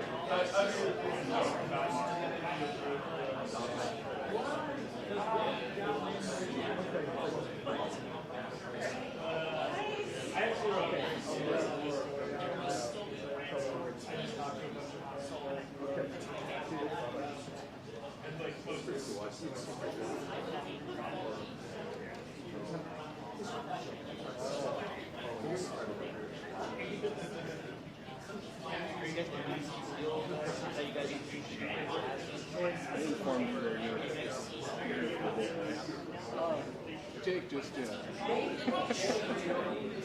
can't open this thing. You and Shepard signed that. Jake, you know,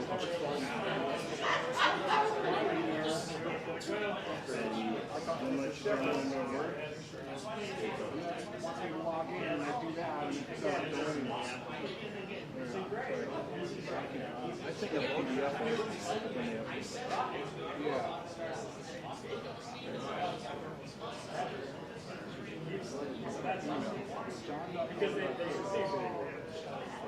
John Doe.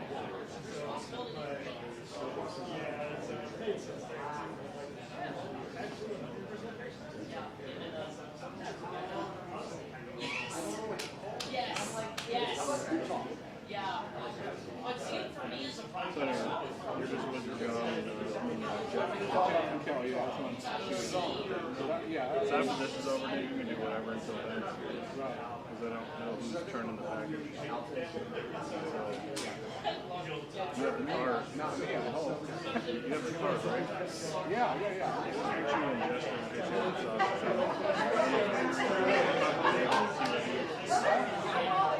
I gotta go back to ingest it. If I try to upload it remotely, I'll take all day. What? They'll have that. I'm talking about for you. Oh, yeah.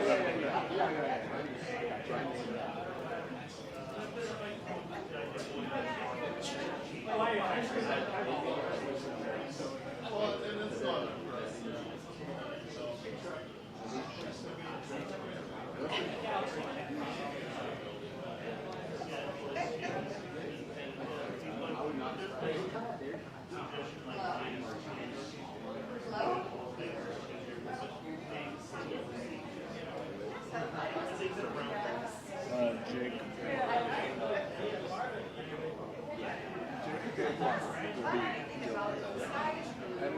Yeah. Oh, you know what that is? Okay. I mean, you're going to do it. In the office. Connect with David before. Okay.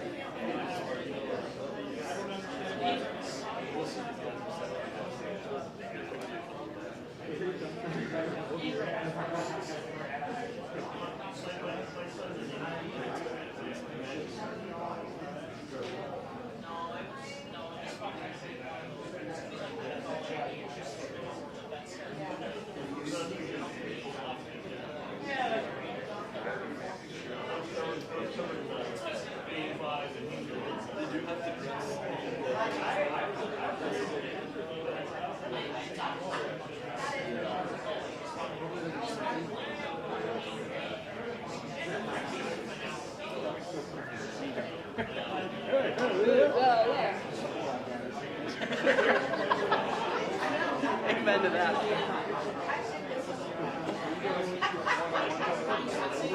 The setup looks real nice.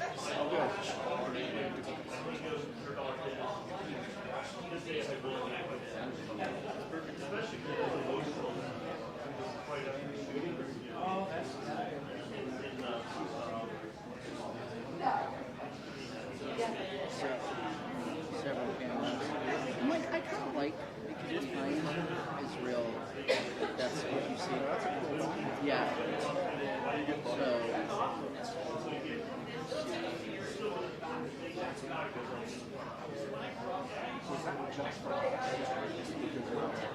that's the ISO camera. So you can see like it's kind of nice. So yeah. If you want to switch out, we can do.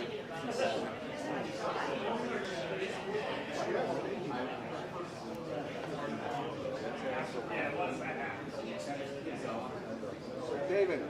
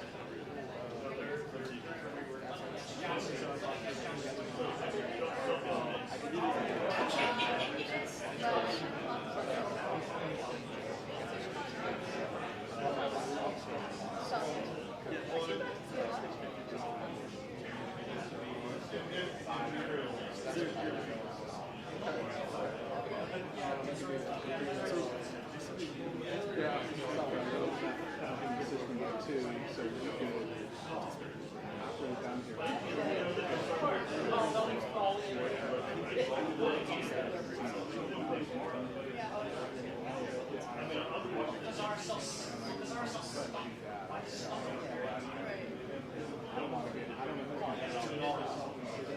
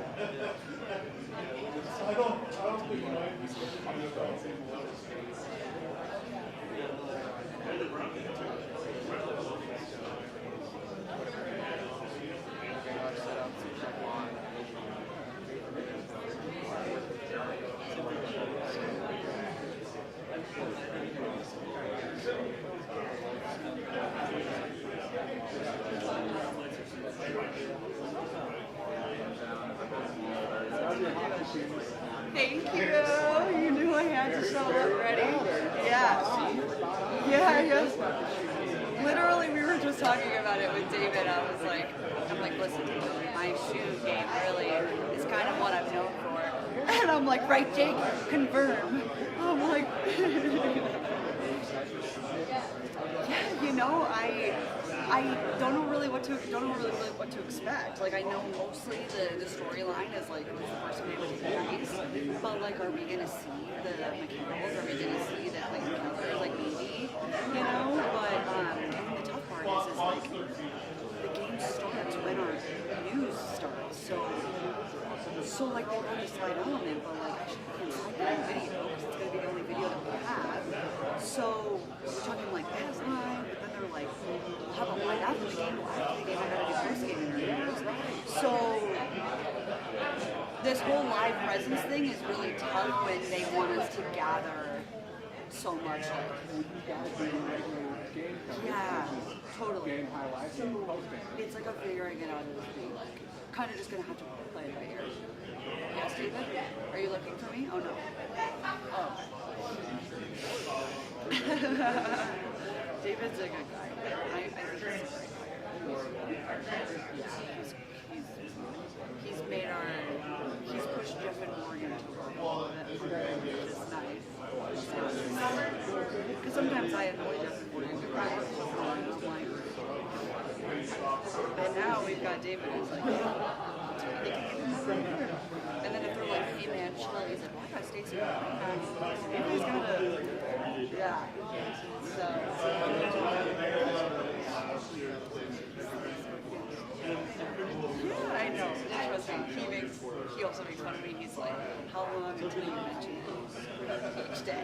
I only mention it because it has a lot to do with who and what I am. Like, I won that award not because I'm on TV every day, but because I report. That's it. That's it. And I'm in and out of the community. And yeah, so.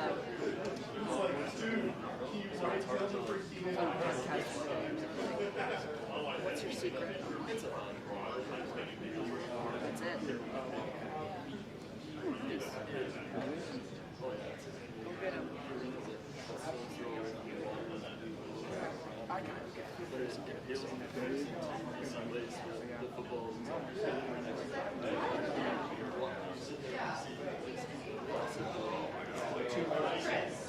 What's that? 2 minutes. 2 minutes? Yeah. You're lying. Somebody told me 5 minutes ago. I don't know. This is classic. There's no advance. Just you know advance one. I know. The story of our lives. Yeah, was it? Yeah. Was it?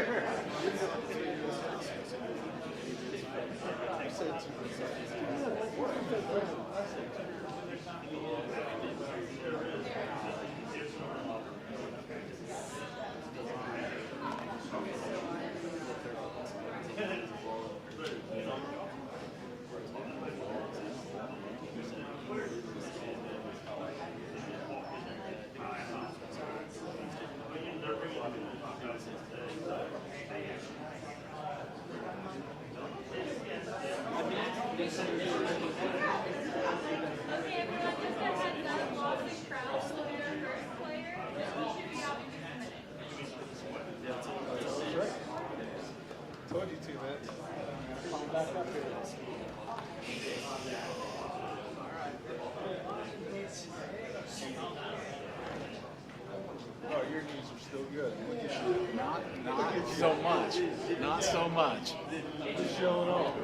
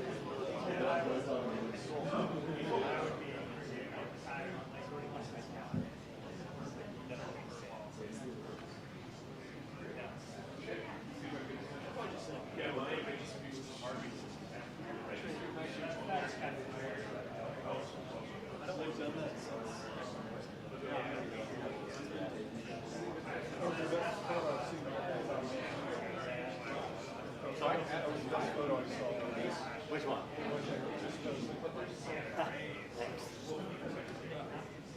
One of 50 photos of the table.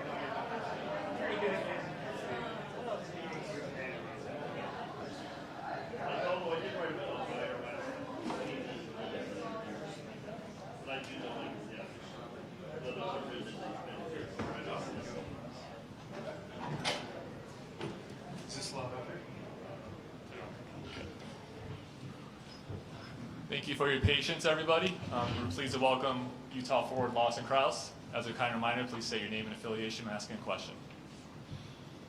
Hi, Lawson. I'm Lindsay Ertz back here. Hi. I'm back with KSL TV. We're local news here, so sports adjacent. So I'm hoping you can kind of touch on your transition to Utah and really what has been the most unique thing that you've experienced here. And then likewise, second question, we heard your president of operations talk about the team name and just that there was a clear front runner for what the fans want it to be called. So hoping you can weigh in on what you would like it to be called. Yeah, so obviously the transition happened very quickly. You know, I've been blown out of the water by the amount of support and love from everyone in the state, and obviously the Smiths. They've done an incredible job of welcoming us here, and you know, I've only been here for about 2.5 months, which is probably a lot longer than most of the players, but I love my neighborhood. My neighbors are great. You know, everyone that I talk to seems to be so excited for hockey to be here, and I'm extremely happy and honored to be a part of that. So, you know, hockey's back. Obviously, summer when you don't make playoffs feels a little bit long, but at the same time, it's been a short one because there's been a lot of moving parts in making this transition here. But everything's gone so seamlessly, and you know, just excited for things to come. And your other question was. Team name. Yeah, obviously we don't have any say in that, but you know, it's exciting that the fans in the state, it's kind of up to them, right? So we're eager to see what they pick, and whatever the team name is, I'll be proud to wear that jersey. Hey, Lawson. Ryan Miller from KSL.com. On that note, what are you guys calling yourselves? Like, Go Hockey Club? Go, what are you saying? We honestly, we haven't even got that far yet. I think we're just Utah Hockey Club right now, and that's kind of what we've been saying in our group chats and stuff like that. So, you know, in the future we'll find out, and I'm sure there'll be some nicknames accordingly. And then next, what does the next step for this franchise look like? Yeah, I think the fans and you guys are going to get a real taste of, you know, our talent, our speed.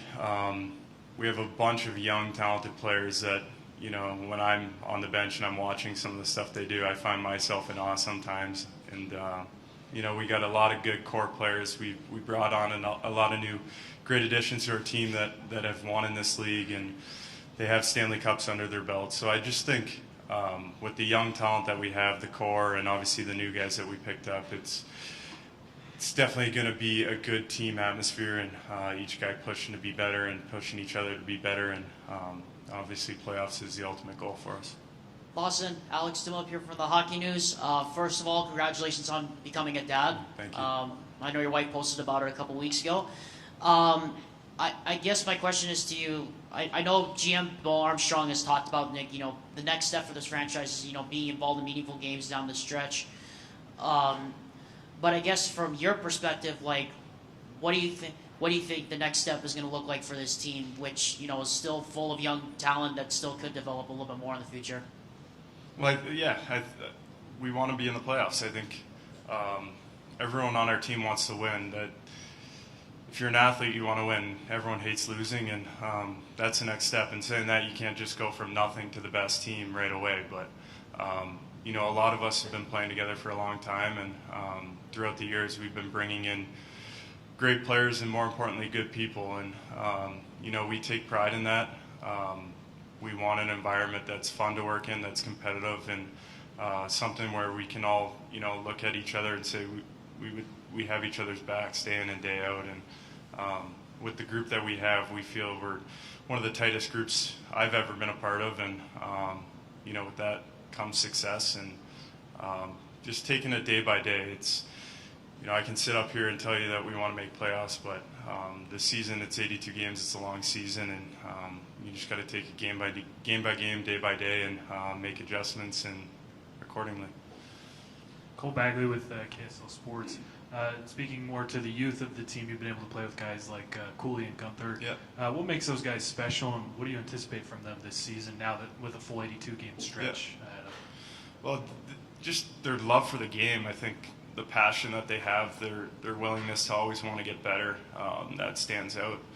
I played with them, you know, the last 20 or 30 games of the year last year with them, and just their talent.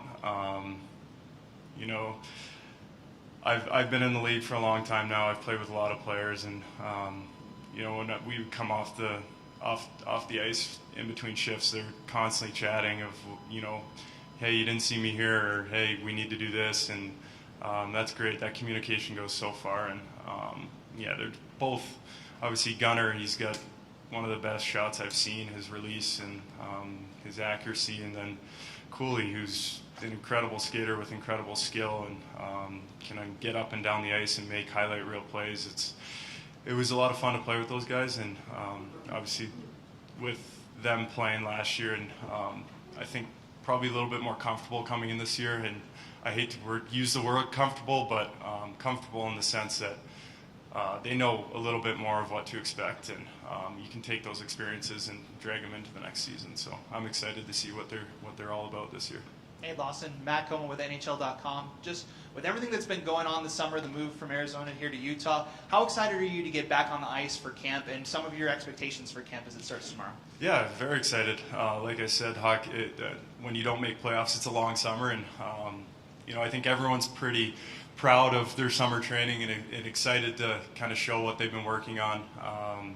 You know, you'll probably hear it a lot from our coach. He wants us to continually get better, and summer's a really good chance to do that, and it's exciting.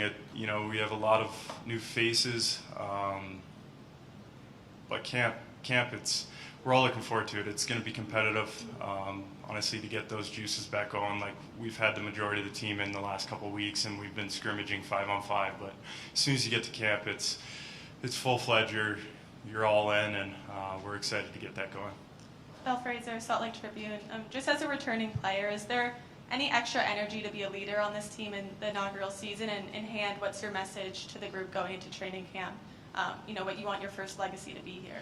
Yeah, I think we're in a position where, we're part of something special, and not too many players can say that they're in this situation that we're in. And I find myself thinking about like how I want things to go, but I also understand that maybe things aren't going to go quite accordingly to plan, and that's natural. I mean, that's life in general. Things don't always happen. So it's just, for me, it's coming in with the right mindset, and then being able to adjust on the go. I think that's so important, being able to learn from, the ups and the downs. It's not necessarily just learning about, what happens when things go wrong. You gotta kind of be even keel throughout everything, and I think the core that we have in this room, we've been together for a long time, and we really lean on each other to get through tough moments, and we're looking forward to it. We have time for 2 more questions. Alex Silverman here from Sports Business Journal. You were in Arizona a long time, and now coming into this kind of new organization, what are some of the differences you're noticing in terms of kind of the things around the team, the facilities, the logistics, the staff? Like how is it different? Yeah, well, the buzz, there's very clearly a huge buzz around our team, and as there should be. And we're looking forward to jumping on that opportunity. I think, in the past with Arizona, a lot of things were up in the air with the arena situation, and it's clear we now have a home. So we can move on from all those distractions and just go out and play hockey, and we're really looking forward to doing that. John Kuhn, Associated Press. Talking about the veteran acquisitions that you guys have brought in the offseason, and they obviously have a history of winning Stanley Cups, having postseason success. For a team that's the goal to get to the postseason and experience the taste of that success, how valuable is it to have their insight and their experience in the locker room? Yeah, it's huge. I think, it's until you go through it, you can think about it as much as you want, but until you actually experience it, it's a completely different story. So to have them here and have their input on things it's going to be massive for our group. And I think, the guys that we brought on, like you said, they've won cups. And I guarantee if you ask them, they're telling you it's the best time of their lives. And that's what we all want. We all want to win, and why not do it here, right? Thank you, Austin. We'll be back momentarily. Okay, thank you, guys.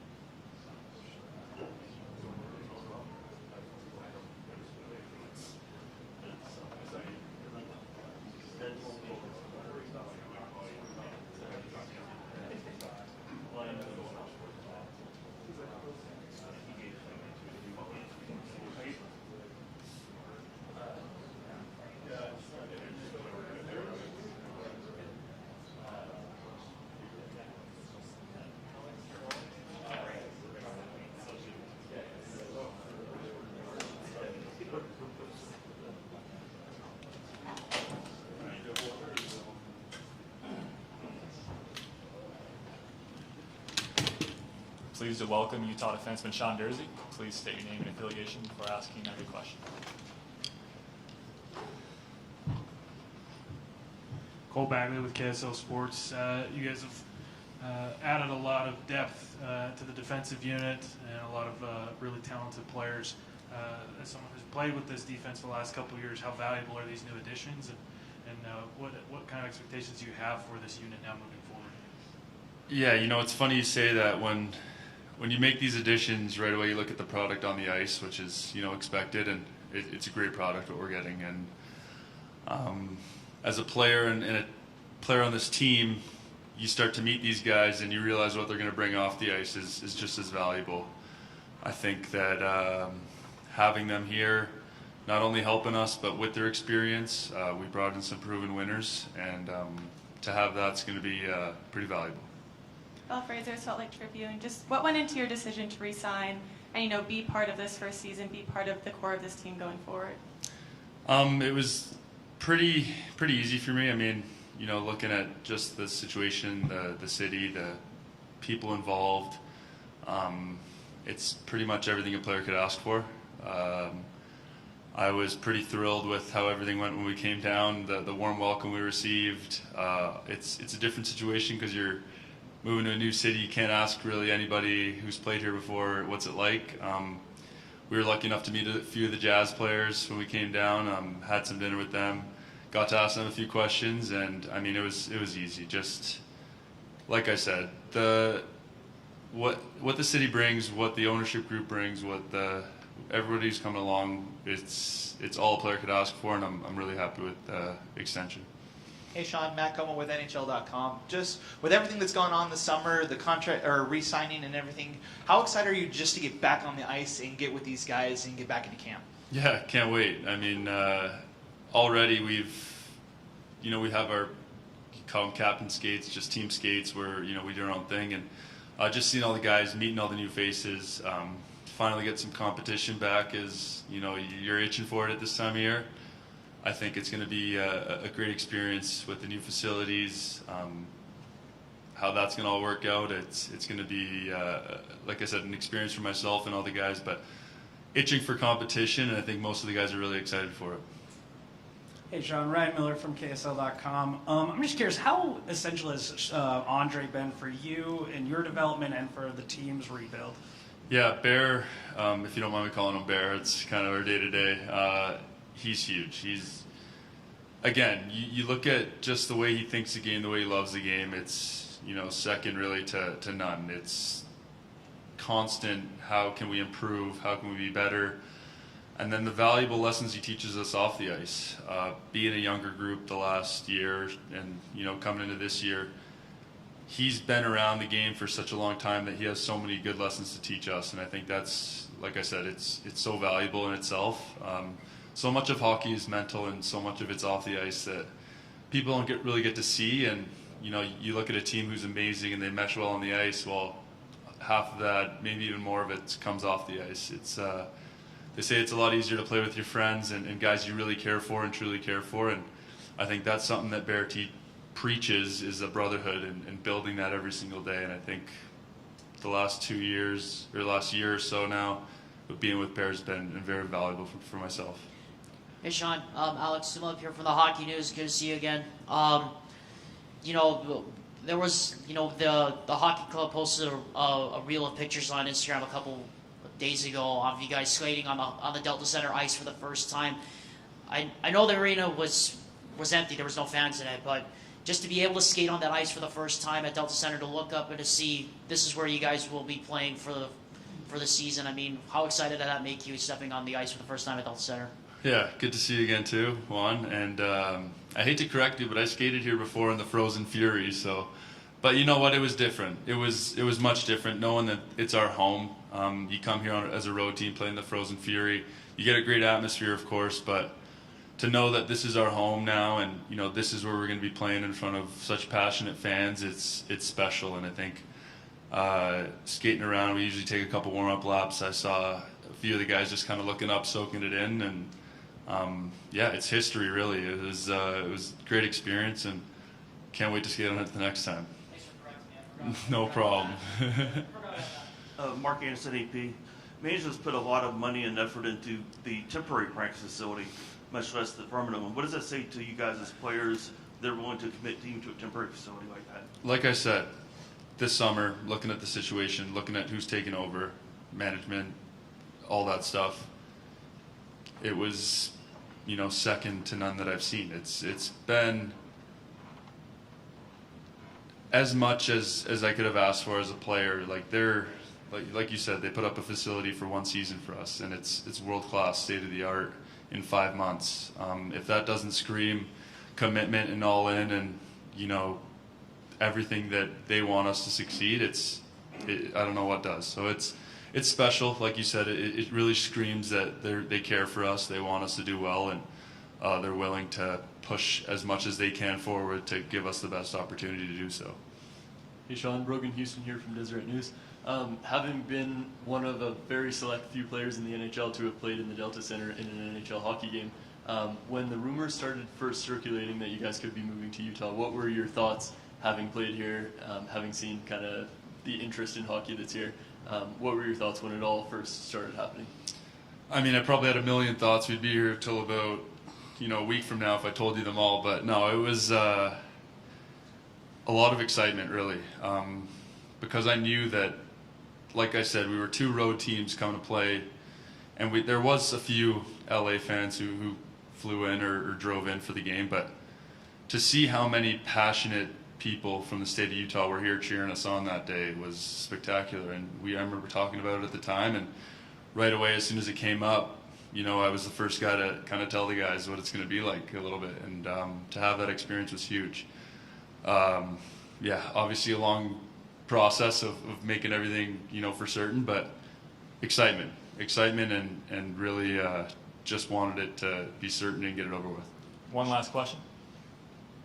Sorry, Sean, you mentioned you've been able to have some captain skates and things like that. Now that you've kind of seen what you guys have on the ice, what can fans expect when you guys hit the ice for the first time against Chicago in a couple weeks? Yeah, even just from those skates, we have a lot of talent, a lot of skill.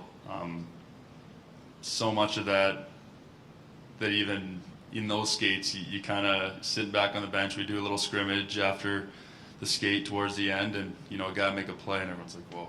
Like that's even us. Like we see these plays all day long, and there's still guys surprising us with skill and talent, and it's just a lot of fun to be out there with them. When you got a group of guys who are so smart, thinking the game offensively or defensively the same way, and can mesh really well together. It's fun. It's an exciting, fast, hungry group who's really just all in on competing and being a scrappy bunch. So it's going to be an exciting year.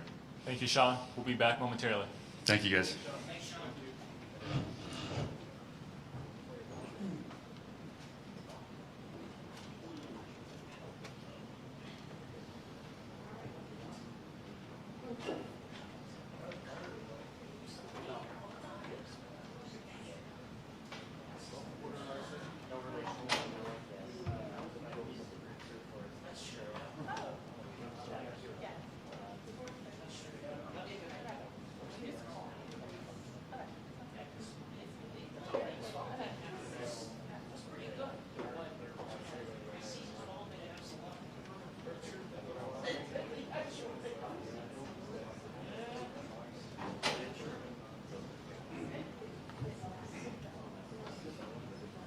Pleased to welcome four-time All-Star forward Clayton Keller to the table. As a kind reminder, please state your name and affiliation when asking a question. Hey, Clayton, Alex, Tim up here from the Hockey News. First of all, it's finally good to meet you in person. Welcome to Utah. I guess just talking about, the coming season, I know there's a lot of talk in the organization about, wanting to take the next step. For you personally as a player, what does that helping the organization take the next step look like for you this season? Yeah, I think, we have a lot of young players, a lot of guys that took a lot of strides last season, and I think our core group of guys have done a great job in helping them take that next step. And I think, as you grow as a as a team, every day you get better. We're a close group. We, hang out a lot, and just super excited to, go out on the ice and perform. Cole Bagley with KSL Sports. Clayton, you were in Vegas last week at that media event. You got to put on the new thread. Just curious, your thoughts on them, and then what was the reaction from some of the other teams and players that were there when they saw them?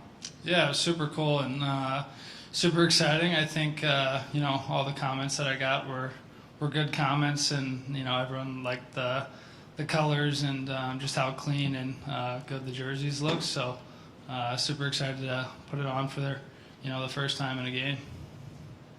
Brogan Houston here from Deseret News. So I have two questions for you. One is more serious, one's more goofy, if you'll bear with me for both. So the first one, I'll start with the goofy one.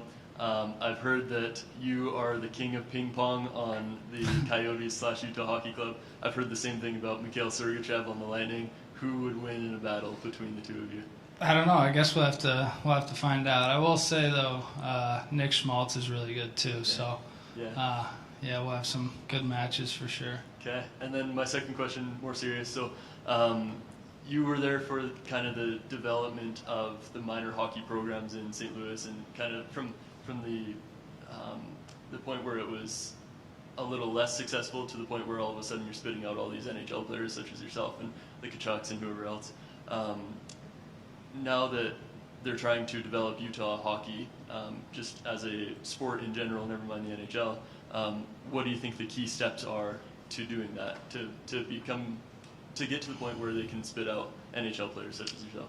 Yeah, I think, it helps a lot, obviously, that, there's an NHL team here now. And, when I was growing up, I always looked up to all the Blues players, went to as many games as I could, different community event things to meet the players, be around them. And I think, helping out youth programs is also a big thing. I think, me in my situation, I was lucky enough to be, coached by former NHL players, guys that, played long careers, and, they really taught us the right way to play and how to grow and be a better person, things like that. And I think that's ultimately why we had so much success in draft picks out of St. Louis, is because of all the extra work that they put in. So I think that's, one thing that I would say.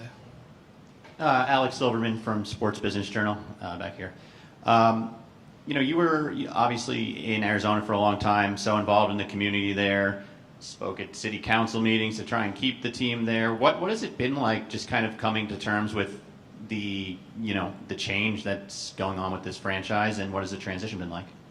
Yeah, I think, it's exciting. There was a lot of long days and discussions about the team there. And, when this kind of happened, we were super excited to, move to, Utah, new franchise, new ownership, an ownership that wants to win and have done everything, that we've asked, and kind of, asked for, what we needed to be successful, and came through on everything. So I think that's, a big thing. And, we're super excited to be here and grow this franchise and, be a hockey team that's fun to watch and wins a lot of hockey games. Ryan Miller, KSL.com. What role has Bear played in your guys' development during this rebuild? Yeah, I think, since day one, he made it clear on what culture that he wanted, and, a winning type of culture. And I think the other thing is just the type of person he is. He really does care. He's hard on you, but he cares. And, if you make a bad play or something bad happens in the game, that next day he's already forgot about it. He treats you like a person, and he's honest with everyone. I think, those are all things that, you want in a coach. And, when the coach believes in you, you're going to play harder for him. And I really do believe everyone thinks that. And like I said, he's always super honest, and that's a huge thing as well. Hey, Clayton, Matt Como with NHL.com. Just your excitement level for camp finally getting underway with everything that's been going on this summer. How excited are you to just get the skates back on and get back in it with the guys? And then just what your thoughts, if you can explain what you think this team can accomplish this season. Yeah, super excited. I was bored the last couple of weeks or so. You're always itching to get back to training camp, get around the guys. That's when you have the most fun. So just super, super excited and looking forward to it. And for our team, I expect big things. I think every year is kind of a new challenge. Last year we made a little bit of a push and had a lull there. And, I think we learned a lot of things about our team, our leadership, things like that. So, we definitely want to take that next step and, be in the playoffs. I think, where our team sits right now, we have a good mix of, veteran guys that are, 25, 26, my age, and some guys that are younger. So I think it's a good mix of guys to, really make that push, and we're super excited for it. Scoring goals wasn't an issue for you guys last year, but the club made an investment on the back end, defensively. How are these new additions going to help this club win more games? Yeah, they're going to help us a ton. I think, the back end might be the most important thing. It makes everything easier. It keeps the puck out of the net. They get the pucks up to the forwards. We have a lot of speed up front, so that'll definitely help guys. Sergachev, Ian Cole, guys that have experience, have won Stanley Cups, played in big games, know what it takes to win. So it's awesome to add those guys to our group. Thank you, Clayton. We'll be back momentarily. Thanks, guys.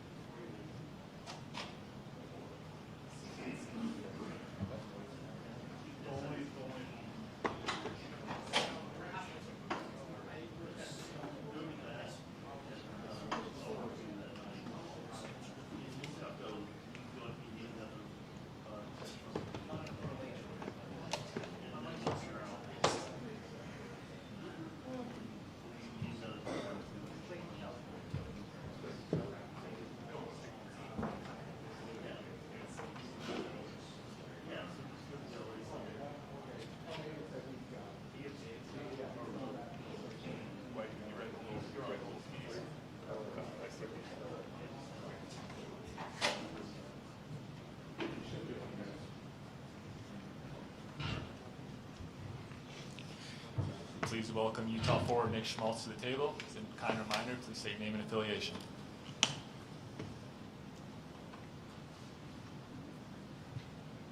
Hey Nick, Alex Snow from the Hockey News. Finally good to meet you. Just getting to talk about the excitement building for the season. I kind of want to know, there's been a lot of talk around the organization about taking the next step. But for you as a player personally, how do you see you personally helping this organization taking another step this season?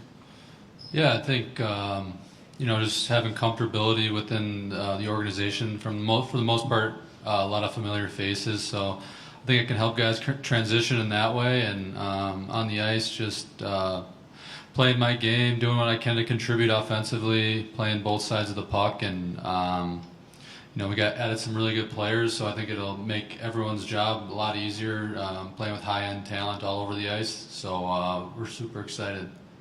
Ryan Miller, KSL.com. How would you go about describing Bear, and how much has he helped in this rebuild? Yeah, Bear is, he's a stern guy. He'll tell you how it is, which I think guys appreciate. But at the same time, he definitely cares for the person, not just the player. I think away from the rink, he's really good at seeing how guys are doing, if guys have families, how they're doing. It goes a long way for some guys because I feel like a lot of coaches is just strictly hockey, and he kind of does two parts where it's the person and the player, and feels for the other side of it because he knows some guys are going through some stuff at some times during the season, and I think that means a lot to a lot of us. Mark Anderson, AP. After what you guys have gone through the past couple of years, how important is it now to have stability and know this is everything's you finally have a real home? Yeah, I mean, we're super excited. We loved our time in Arizona, but we're looking forward to this new chapter. I think you can see how all in this town and this state and the ownership is for this team. I think they're doing everything they can. They're building practice facilities. They're redoing the rink here in a matter of months. So it's pretty impressive how much work they've done, and we really appreciate all that just to get us ready for this year. Hey Nick, Matt Coma with NHL.com. Just from a personal standpoint, what are some of your goals and expectations for the upcoming season, and where do you see this team going as you guys get ready for this inaugural year? Yeah, I think I think the last couple of years I've gotten better every year, and I'm just going to continue to try and do that. Play offensive with my instincts offensively, play the defensive side of the puck too, and do whatever the team needs. Kind of that team first mindset is a big thing we have this year. So ultimate goal is to win as many games as we can. So whether that's scoring goals or chipping in defensively, whatever I can do is I'm all in for that. Any more questions for Nick? All right, thanks, Nick. We'll be back momentarily.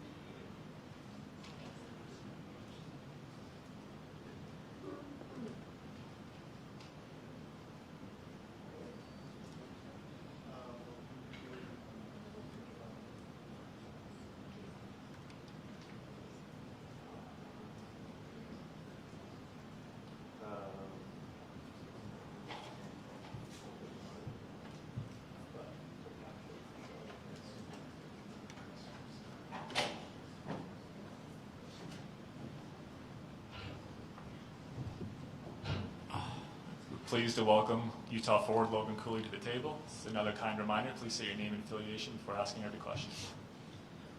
Hey Logan, Alex Simo from the Hockey News.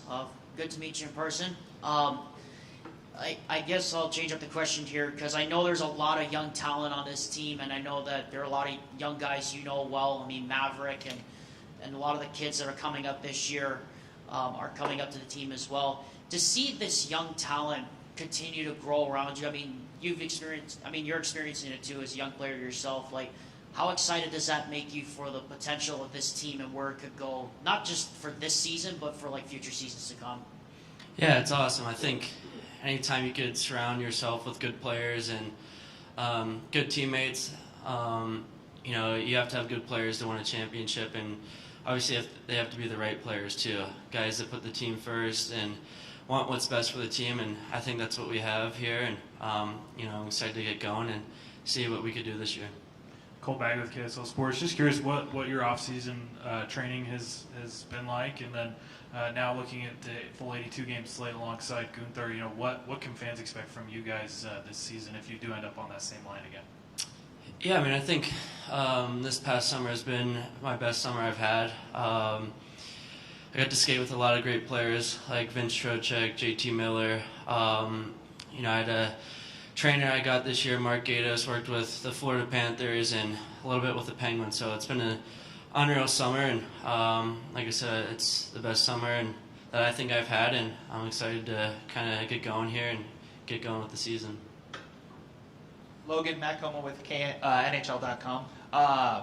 Just your expectations for camp. Camp opening tomorrow. You guys have a preseason game in a couple of days. What are some of your expectations and goals you want to hit before the season starts in a couple of weeks?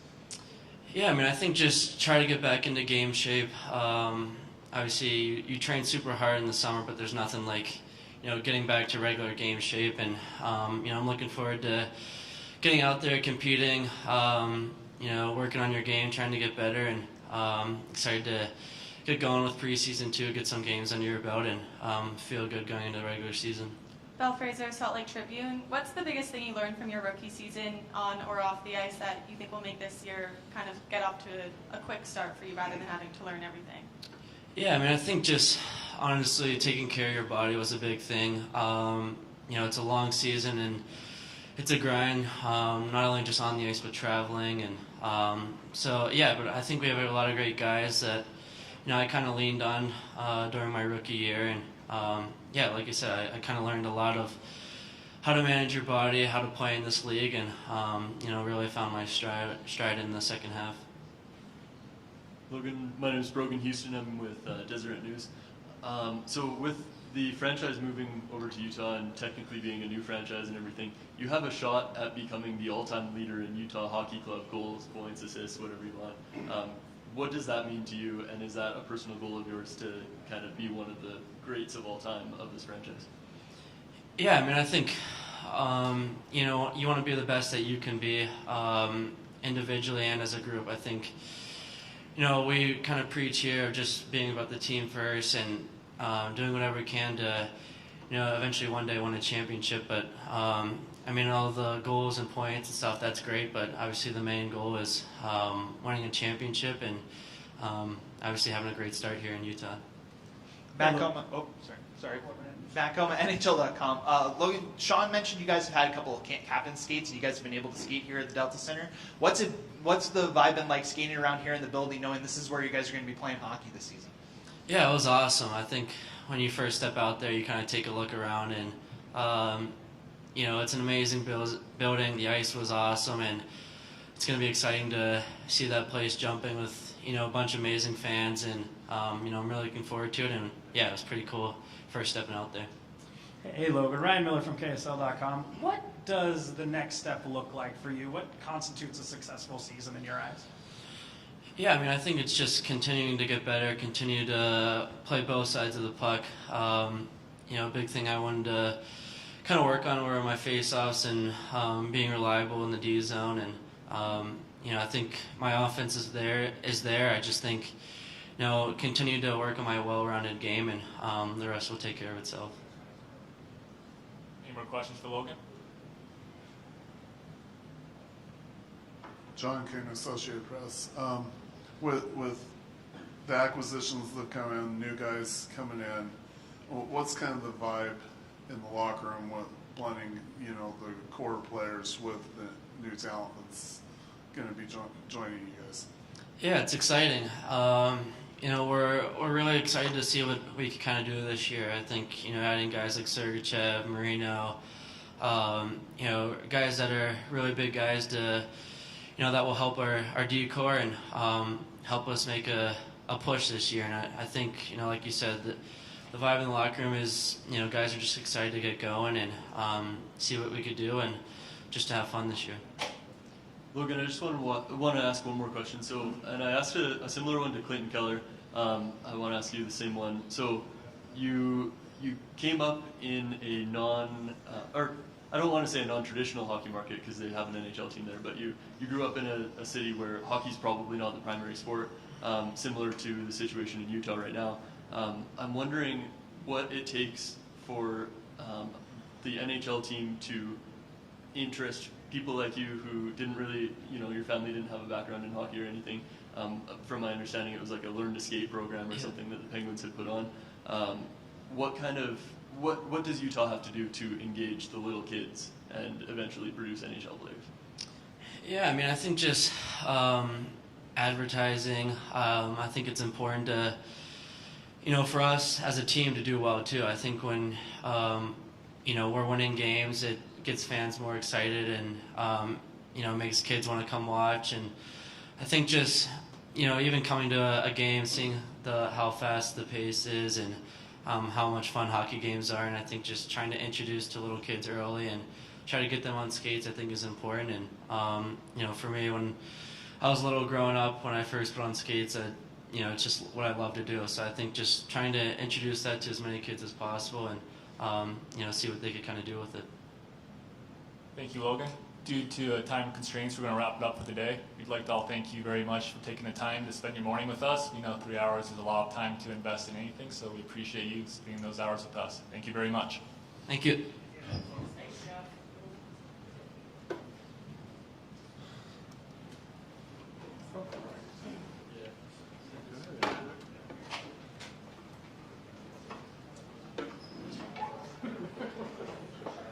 I'll give it a minute.